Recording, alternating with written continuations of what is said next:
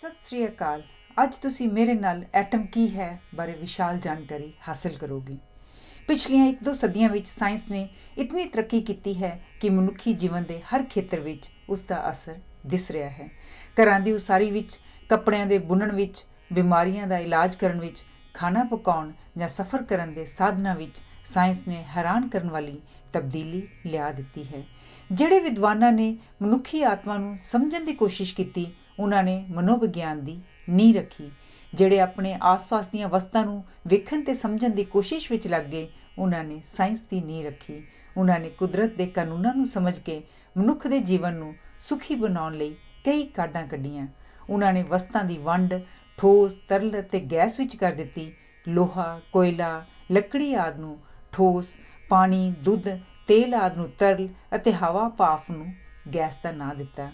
ਠੋਸ ਉਹ ਪਦਾਰਥ ਹਨ ਜਿਹੜੇ ਆਪਣੀ ਸਮਾਈ ਹੋਈ ਤੇ ਆਕਾਰ ਕਾਇਮ ਰੱਖਦੇ ਹਨ। ਤਰਲ ਪਦਾਰਥ ਆਪਣਾ ਆਕਾਰ ਬਦਲ ਲੈਂਦੇ ਹਨ ਪਰ ਸਮਾਈ ਨਹੀਂ ਬਦਲਦੇ। ਜੇ ਪਾਣੀ ਨੂੰ ਗਲਾਸ ਵਿੱਚ ਪਾਇਆ ਜਾਏ ਤਾਂ ਉਹਦੀ ਗਲਾਸ ਵਰਗੀ ਸ਼ਕਲ ਬਣ ਜਾਂਦੀ ਹੈ। ਜੇ ਗੜਵੀ ਵਿੱਚ ਪਾਇਆ ਜਾਏ ਤਾਂ ਉਹਦੀ ਸ਼ਕਲ ਗੜਵੀ ਵਰਗੀ ਬਣ ਜਾਂਦੀ ਹੈ। ਪਰ ਗੈਸ ਦਾ ਨਾਂ ਉਹਨਾਂ ਪਦਾਰਥਾਂ ਨੂੰ ਦਿੱਤਾ ਗਿਆ ਹੈ ਜਿਹੜੇ ਨਾ ਤਾਂ ਆਪਣਾ ਆਕਾਰ ਤੇ ਨਾ ਹੀ ਆਪਣੀ ਸਮਾਈ ਕਾਇਮ ਰੱਖ ਸਕਦੇ ਹਨ। ਇੱਕ ਨਿੱਕੇ ਜਿਹੇ ਗਲਾਸ ਵਿਚਲੀ ਗੈਸ ਫੈਲ ਕੇ ਇੱਕ ਵੱਡੇ ਸਾਰੇ ਕਮਰੇ ਵਿੱਚ ਸਮਾ ਸਕਦੀ ਹੈ। ਇਸੇ ਤਰ੍ਹਾਂ ਇੱਕ ਕਮਰੇ ਦੀ ਗੈਸ ਸੁੰਗੜ ਕੇ ਇੱਕ ਗਲਾਸ ਵਿੱਚ ਜਾਂ ਉਸ ਤੋਂ ਵੀ ਕਿਸੇ ਛੋਟੇ ਭਾਂਡੇ ਵਿੱਚ ਸਮਾ ਸਕਦੀ ਹੈ। ਅਸੀਂ ਆਮ ਵੇਖਦੇ ਹਾਂ ਕਿ ਪਾਣੀ ਠੰਡ ਨਾਲ ਜੰਮ ਕੇ ਠੋਸ ਬਣ ਜਾਂਦਾ ਹੈ ਤੇ ਬਹੁਤ ਗਰਮ ਕਰਨ ਤੇ ਭਾਫ਼ ਜਾਂ ਗੈਸ ਬਣ ਜਾਂਦਾ ਹੈ। ਇਸੇ ਤਰ੍ਹਾਂ ਹਰ ਚੀਜ਼ ਇਹਨਾਂ 3 ਹਾਲਤਾਂ ਵਿੱਚੋਂ ਲੰਘਦੀ ਹੈ। ਆਮ ਤਾਪਮਾਨ ਤੇ ਲੋਹਾ ਠੋਸ ਹੁੰਦਾ ਹੈ ਪਰ 2700 ਦਰਜੇ ਤੱਕ ਗਰਮ ਕਰਨ ਤੇ ਤਰਲ ਬਣ ਜਾਂਦਾ ਹੈ ਤੇ ਅਸੀਂ ਇਸ ਨੂੰ ਜਿਸ ਰੂਪ ਵਿੱਚ ਚਾਹੀਏ ਢਾਲ ਸਕਦੇ ਹਾਂ। ਤੇ ਜੇ ਇਹਨੂੰ 10,000 ਦਰਜੇ ਤੱਕ ਗਰਮ ਕਰੀਏ ਤਾਂ ਇਹ ਵੀ ਗੈਸ ਦਾ ਰੂਪ ਧਾਰਨ ਕਰ ਲੈਂਦਾ ਹੈ। ਕਈ ਪਦਾਰਥ ਐਸੇ ਹਨ ਜਿਨ੍ਹਾਂ ਵਿੱਚ ਠੋਸ ਅਤੇ ਤਰਲ ਦੇ ਸਾਂਝੇ ਗੁਣ ਹਨ। ਮੋਮ ਨੂੰ ਤੋੜੀਏ ਤਾਂ ਠੋਸ ਪਦਾਰਥਾਂ ਵਾਂਗ ਟੁੱਟਦੀ ਹੈ ਤੇ ਜੇ ਕੁਝ ਚਿਰ ਧੁੱਪੇ ਪਈ ਰਹੇ ਤਾਂ ਤਰਲ ਵਾਂਗ ਫੈਲ ਜਾਂਦੀ ਹੈ। ਕਈ ਪਦਾਰਥ ਐਸੇ ਹਨ ਜਿਨ੍ਹਾਂ ਵਿੱਚ ਠੋਸ ਤੇ ਤਰਲ ਦੇ ਸਾਂਝੇ ਗੁਣ ਹਨ। ਮੋਮ ਨੂੰ ਤੋੜੀਏ ਤਾਂ ਠੋਸ ਪਦਾਰਥਾਂ ਵਾਂਗ ਟੁੱਟਦੀ ਹੈ ਤੇ ਜੇ ਕੁਝ ਚਿਰ ਧੁੱਪੇ ਪਈ ਰਹੇ ਤਾਂ ਤਰਲ ਵਾਂਗ ਫੈਲ ਜਾਂਦੀ ਹੈ। ਇਸੇ ਤਰ੍ਹਾਂ ਧੂਏਂ, ਚਿੱਕੜ ਅਤੇ ਧੁੰਦ ਵਿੱਚ ਠੋਸ, ਤਰਲ ਤੇ ਗੈਸ ਦੇ ਸਾਂਝੇ ਗੁਣ ਹਨ। ਗੈਸ ਰੂਪੀ ਧੂਏਂ ਵਿੱਚ ਕੋਇਲੇ ਦੇ ਬਹੁਤ ਬਰੀਕ ਠੋਸ ਕਣ ਹੁੰਦੇ ਹਨ। ਚਿੱਕੜ ਵਿੱਚ ਤਰਲ ਅਤੇ ਠੋਸ ਦੇ ਸਾਂਝੇ ਗੁਣ ਹੁੰਦੇ ਹਨ।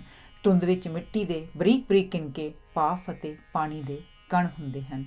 ਇਸੇ ਤਰ੍ਹਾਂ ਸਾਇੰਸ ਨੇ ਹੋਰ ਅਗਾਂਹ ਖੋਜ ਕਰਕੇ ਦੱਸਿਆ ਹੈ ਕਿ ਇਹ ਸਾਰੇ ਪਦਾਰਥ ਬੁਨਿਆਦੀ ਤੌਰ ਤੇ ਕਿਹਨਾਂ ਤੱਤਾਂ ਦੇ ਬਣੇ ਹੋਏ ਹਨ। ਜੇ ਹੋਰ ਅਗਾਂਹ ਖੋਜ ਕਰੀਏ ਤਾਂ ਅਸੀਂ ਇੱਕ ਐਸੀ ਚੀਜ਼ ਅਨੁਭਵ ਕਰਦੇ ਹਾਂ ਜਿਸ ਦਾ ਨਾ ਰੂਪ ਹੈ ਨਾ ਰੰਗ। ਇਸ ਨੂੰ ਅਸੀਂ ਸ਼ਕਤੀ ਕਹਿੰਦੇ ਹਾਂ। ਚੁੱਲ੍ਹੇ ਦੀ ਅੱਗ ਉੱਪਰ ਰੱਖੇ ਪਾਣੀ ਅਤੇ ਨਲਕੇ ਦੇ ਤਾਜ਼ੇ ਪਾਣੀ ਵਿੱਚ ਕੀ ਫਰਕ ਹੈ?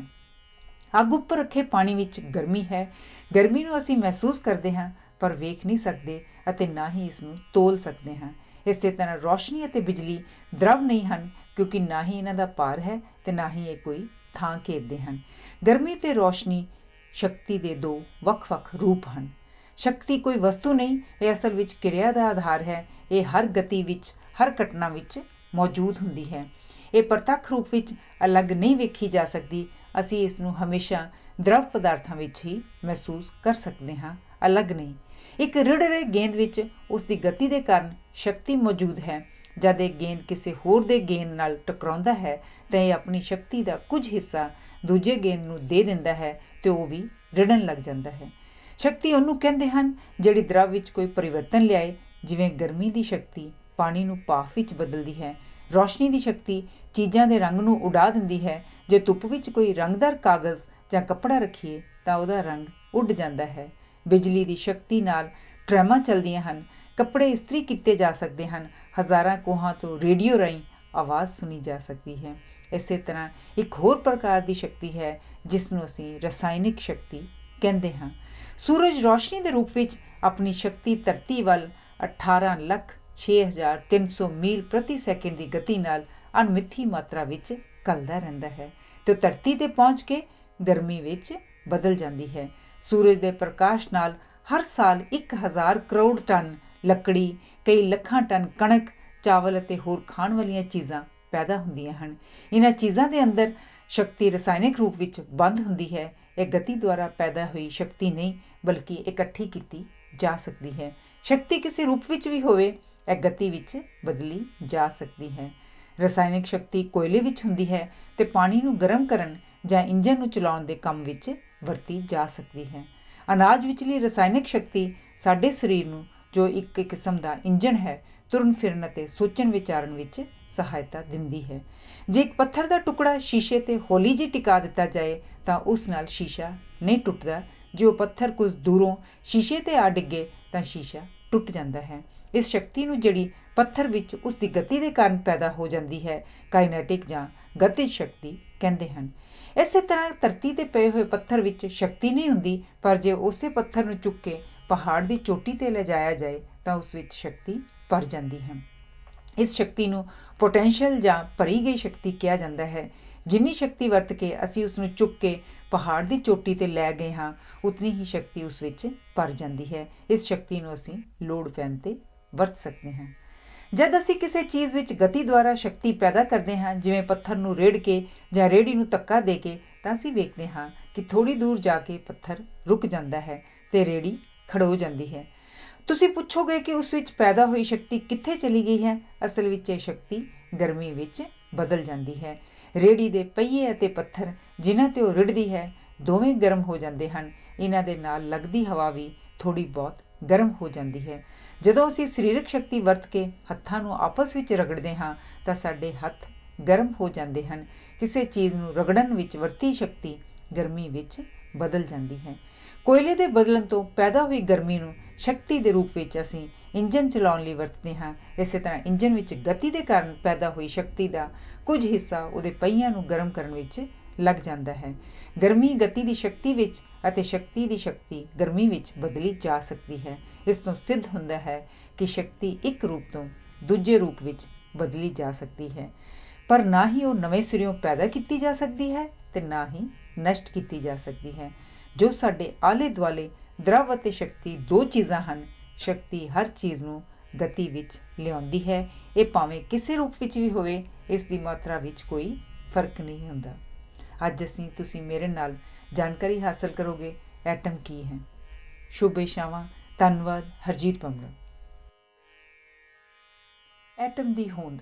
एटम की होंद बारे प्राचीन काल तो ही विग्यानकां नूं पता सी, पर इस बारे उन्हां दा ज्ञान कुछ धुंधला जिहा सी। लगभग 150 साल हुए एक अंग्रेज साइंसदान डाल्टन ने पहली बार एटम बारे खोज शुरू की। डाल्टन ने दस्सिया कि दुनिया विच बहुत सारिया वस्तां ऐसियां हन जिहड़ियां दो जां दो तो वध वस्तां दे मेल नाल बणीआं होईआं हन।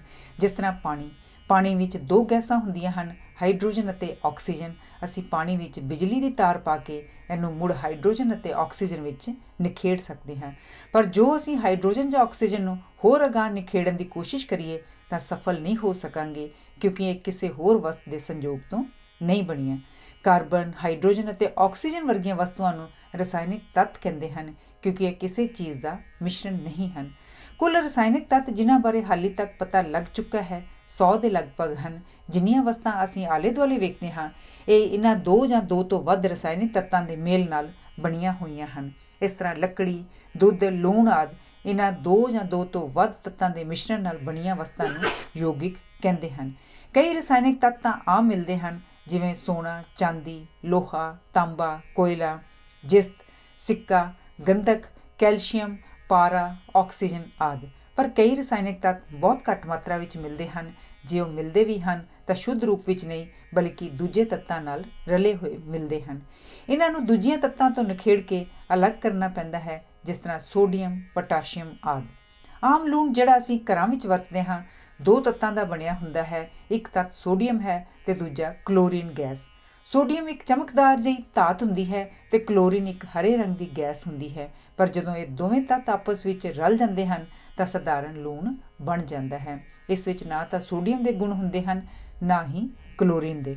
डाल्टन ने ही खोज द्वारा पहली बार दस्सिया कि दो जां दो तो वध तत्तां नूं किस मात्रा विच मिलाया जाए कि वो यौगिक बन जाण। उन्हें यह भी दस्सिया कि यौगिक मेल एक निश्चित मात्रा अनुसार हुंदा है, जो एक कुदरती असूल ते आधारित है। इस असूल की खोज करदिआं होइआं डाल्टन नूं एटम बारे कई होर गुझियां गल्लां दा भी पता लगा।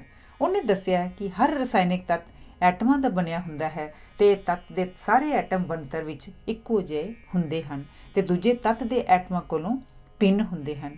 ਉਹਨੇ ਇਹ ਵੀ ਦੱਸਿਆ ਕਿ ਇੱਕ ਤੱਤ ਦੇ ਐਟਮ ਦਾ ਦੂਜੇ ਤੱਤ ਦੇ ਐਟਮ ਕੋਲੋਂ ਭਾਰ ਵੀ ਭਿੰਨ ਹੁੰਦਾ ਹੈ, ਅਤੇ ਜਿਸ ਵੇਲੇ ਦੋ ਜਾਂ ਦੋ ਤੋਂ ਵੱਧ ਤੱਤ ਆਪਸ ਵਿੱਚ ਮਿਲ ਕੇ ਇੱਕ ਨਵਾਂ ਯੌਗਿਕ ਬਣਾਉਂਦੇ ਹਨ ਤਾਂ ਇੱਕ ਤੱਤ ਦੇ ਐਟਮ ਦੂਜੇ ਤੱਤ ਦੇ ਐਟਮਾਂ ਨਾਲ ਕੁਦਰਤ ਵੱਲੋਂ ਨਿਯਤ ਕੀਤੀ ਗਿਣਤੀ ਵਿੱਚ ਜੁੜ ਕੇ ਇੱਕ ਨਵਾਂ ਯੌਗਿਕ ਬਣਾ ਦਿੰਦੇ ਹਨ। ਮਿਸਾਲ ਦੇ ਤੌਰ 'ਤੇ ਪਾਣੀ ਦੋ ਗੈਸਾਂ ਆਕਸੀਜਨ ਅਤੇ ਹਾਈਡਰੋਜਨ ਦਾ ਯੌਗਿਕ ਹੈ। ਜੇ ਇਹਨਾਂ ਦੋ ਗੈਸਾਂ ਨੂੰ ਇਕੱਠਿਆਂ ਕਰਕੇ ਇਸ ਵਿੱਚ ਬਿਜਲੀ ਦੀਆਂ ਤਾਰਾਂ ਦੀ ਚੰਗਿਆੜੀ ਛੱਡ ਦਿੱਤੀ ਜਾਏ ਤਾਂ ਬੜੇ ਜ਼ੋਰ ਨਾਲ ਇੱਕ ਧਮਾਕਾ ਹੁੰਦਾ ਹੈ, ਜਿਸ ਨਾਲ ਗੈਸਾਂ ਆਪਸ ਵਿੱਚ ਮਿਲ ਕੇ ਪਾਣੀ ਬਣਾ ਦਿੰਦੀਆਂ ਹਨ। ਤੱਤ ਕੁਦਰਤ ਅਤੇ ਨਿਯਤ ਕੀਤੇ ਅਨੁਪਾਤ ਅਨੁਸਾਰ ਹੀ ਆਪਸ ਵਿੱਚ ਮਿਲ ਸਕਦੇ ਹਨ। ਜੇ ਹਾਈਡਰੋਜਨ ਅਤੇ ਆਕਸੀਜਨ 1:8 ਦੇ ਅਨੁਪਾਤ ਵਿੱਚ ਹੋਣ ਤਾਂ ਇਹਨਾਂ ਦਾ ਸਾਰੇ ਦਾ ਸਾਰਾ ਪਾਣੀ ਬਣ ਜਾਏਗਾ, ਪਰ ਜੇ ਆਪਸ ਵਿੱਚ ਇਸ ਅਨੁਪਾਤ ਵਿੱਚ ਨਾ ਹੋਣਗੀਆਂ ਤਾਂ ਇਹਨਾਂ ਦਾ ਕੁਝ ਹਿੱਸਾ ਪਾਣੀ ਬਣ ਜਾਏਗਾ ਅਤੇ ਬਾਕੀ ਦਾ ਹਿੱਸਾ ਗੈਸਾਂ ਦੇ ਰੂਪ ਵਿੱਚ ਹੀ ਰਹੇਗਾ। ਇਸੇ ਤਰ੍ਹਾਂ ਜਦੋਂ ਅਸੀਂ ਬਿਜਲੀ ਦੀ ਸਹਾਇਤਾ ਨਾਲ ਪਾਣੀ ਨੂੰ ਨਿਖੇੜਦੇ ਹਾਂ ਤਾਂ ਹਰ ਔਂਸ ਹਾਈਡਰੋਜਨ ਬਦਲੇ 8 ਔਂਸ ਆਕਸੀਜਨ ਪੈਦਾ ਹੁੰਦੀ ਹੈ। ਭਾਵੇਂ ਨਿਖੇੜੇ ਜਾਣ ਵਾਲੇ ਪਾਣੀ ਦੀ ਮਾਤਰਾ ਇੱਕ ਤੁਬਕਾ ਹੋਵੇ ਜਾਂ ਇੱਕ ਸੇਰ, ਇਸ 1:8 ਅਨੁਪਾਤ ਵਿੱਚ ਬਿਲਕੁਲ ਕੋਈ ਤਬਦੀਲੀ ਨਹੀਂ ਆਉਂਦੀ। ਡਾਲਟਨ ਦੇ ਤਜਰਬੇ ਪਿੱਛੋਂ ਐਟਮ ਦੀ ਖੋਜ ਦਾ ਰਾਹ ਖੁੱਲ੍ਹ ਗਿਆ। ਭਾਵੇਂ ਕਿਸੇ ਨੇ ਐਟਮ ਵੇਖਿਆ ਨਹੀਂ ਸੀ, ਪਰ ਇਸ ਦੀ ਹੋਂਦ ਬਾਰੇ ਯਕੀਨ ਵੱਧਦਾ ਗਿਆ। ਤਜਰਬੇ ਕਰਨ ਪਿੱਛੋਂ ਸਾਇੰਸਦਾਨਾਂ ਨੇ ਹਰ ਤੱਤ ਦੇ ਐਟਮਾਂ ਦਾ ਭਾਰ ਪਤਾ ਕੀਤਾ।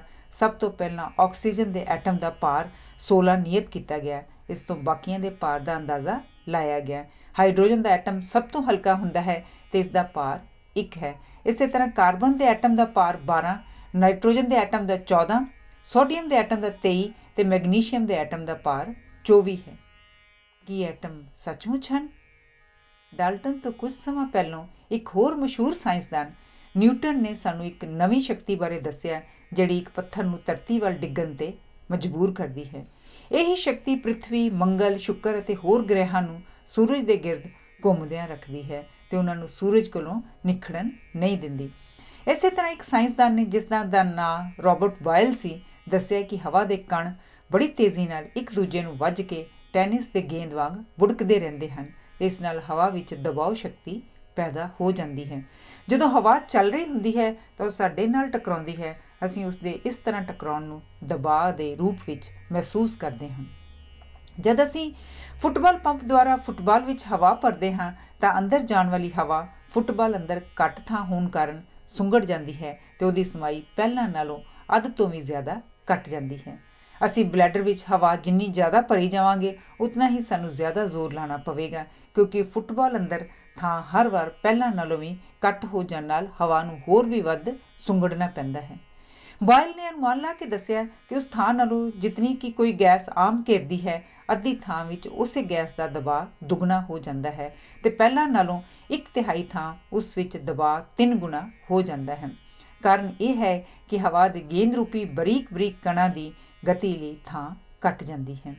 ਗੈਸ ਦਾ ਭਾਰ ਅਤੇ ਦਬਾਅ ਪਤਾ ਕਰਕੇ ਅਸੀਂ ਹਵਾ ਦੇ ਕਣਾਂ ਦੀ ਗਤੀ ਦਾ ਅੰਦਾਜ਼ਾ ਲਾ ਸਕਦੇ ਹਾਂ।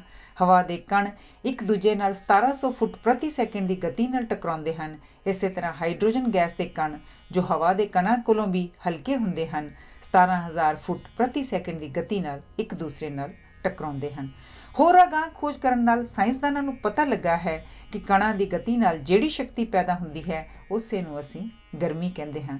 ਜਿਸ ਵੇਲੇ ਅਸੀਂ ਕਿਸੇ ਚੀਜ਼ ਨੂੰ ਗਰਮ ਕਰਦੇ ਹਾਂ ਤਾਂ ਅਸੀਂ ਅਸਲ ਵਿੱਚ ਉਸ ਚੀਜ਼ ਦੇ ਕਣਾਂ ਦੀ ਗਤੀ ਤੇਜ਼ ਕਰ ਰਹੇ ਹੁੰਦੇ ਹਾਂ। ਜੇ ਅਸੀਂ ਕਿਸੇ ਗਰਮ ਹੋ ਰਹੀ ਚੀਜ਼ ਨੂੰ ਹੱਥ ਲਾਈਏ ਤਾਂ ਅਸੀਂ ਮਹਿਸੂਸ ਕਰਾਂਗੇ ਕਿ ਉਸਦੇ ਕਣ ਸਾਡੇ ਹੱਥਾਂ ਨਾਲ ਬੁੜਕ ਬੁੜਕ ਕੇ ਵੱਜਦੇ ਹਨ। ਜੇ ਅਸੀਂ ਕਿਸੇ ਚੀਜ਼ ਦੇ ਕਣਾਂ ਦੀ ਗਤੀ ਨੂੰ ਕਿਸੇ ਤਰੀਕੇ ਨਾਲ ਰੋਕ ਦਈਏ ਤਾਂ ਉਸਦਾ ਤਾਪਮਾਨ -460 ਡਿਗਰੀ ਹੋ ਜਾਏਗਾ। ਯਾਦ ਰਹੇ ਕਿ ਬਰਫ਼ ਸਿਰਫ 0 ਡਿਗਰੀ 'ਤੇ ਜੰਮਦੀ ਹੈ ਅਤੇ ਤਾਪਮਾਨ ਉਸ ਤੋਂ ਵੀ 460 ਡਿਗਰੀ ਥੱਲੇ ਹੈ। ਇਸ ਤਾਪਮਾਨ ਨੂੰ ਪੂਰਨ ਸਿਫਰ ਕਹਿੰਦੇ ਹਨ। ਕੋਈ ਵੀ ਚੀਜ਼ ਇਸ ਤਾਪਮਾਨ ਤੱਕ ਠੰਡੀ ਨਹੀਂ ਕੀਤੀ ਜਾ ਸਕਦੀ। ਇੱਕ ਠੋਸ ਪਦਾਰਥ ਵਿੱਚ ਇਹ ਕਣ ਅਤੇ ਐਟਮ ਇੱਕ ਦੂਜੇ ਨਾਲ ਖਾਸ ਤਰਤੀਬ ਅਨੁਸਾਰ ਕਤਾਰਾਂ ਵਿੱਚ ਜੁੜੇ ਹੁੰਦੇ ਹਨ ਅਤੇ ਇਹਨਾਂ ਕਤਾਰਾਂ ਦੀ ਇੱਕ ਦੂਜੇ ਤੋਂ ਵਿੱਥ 1 ਇੰਚ ਦਾ 1 ਕਰੋੜਵਾਂ ਹਿੱਸਾ ਹੁੰਦੀ ਹੈ।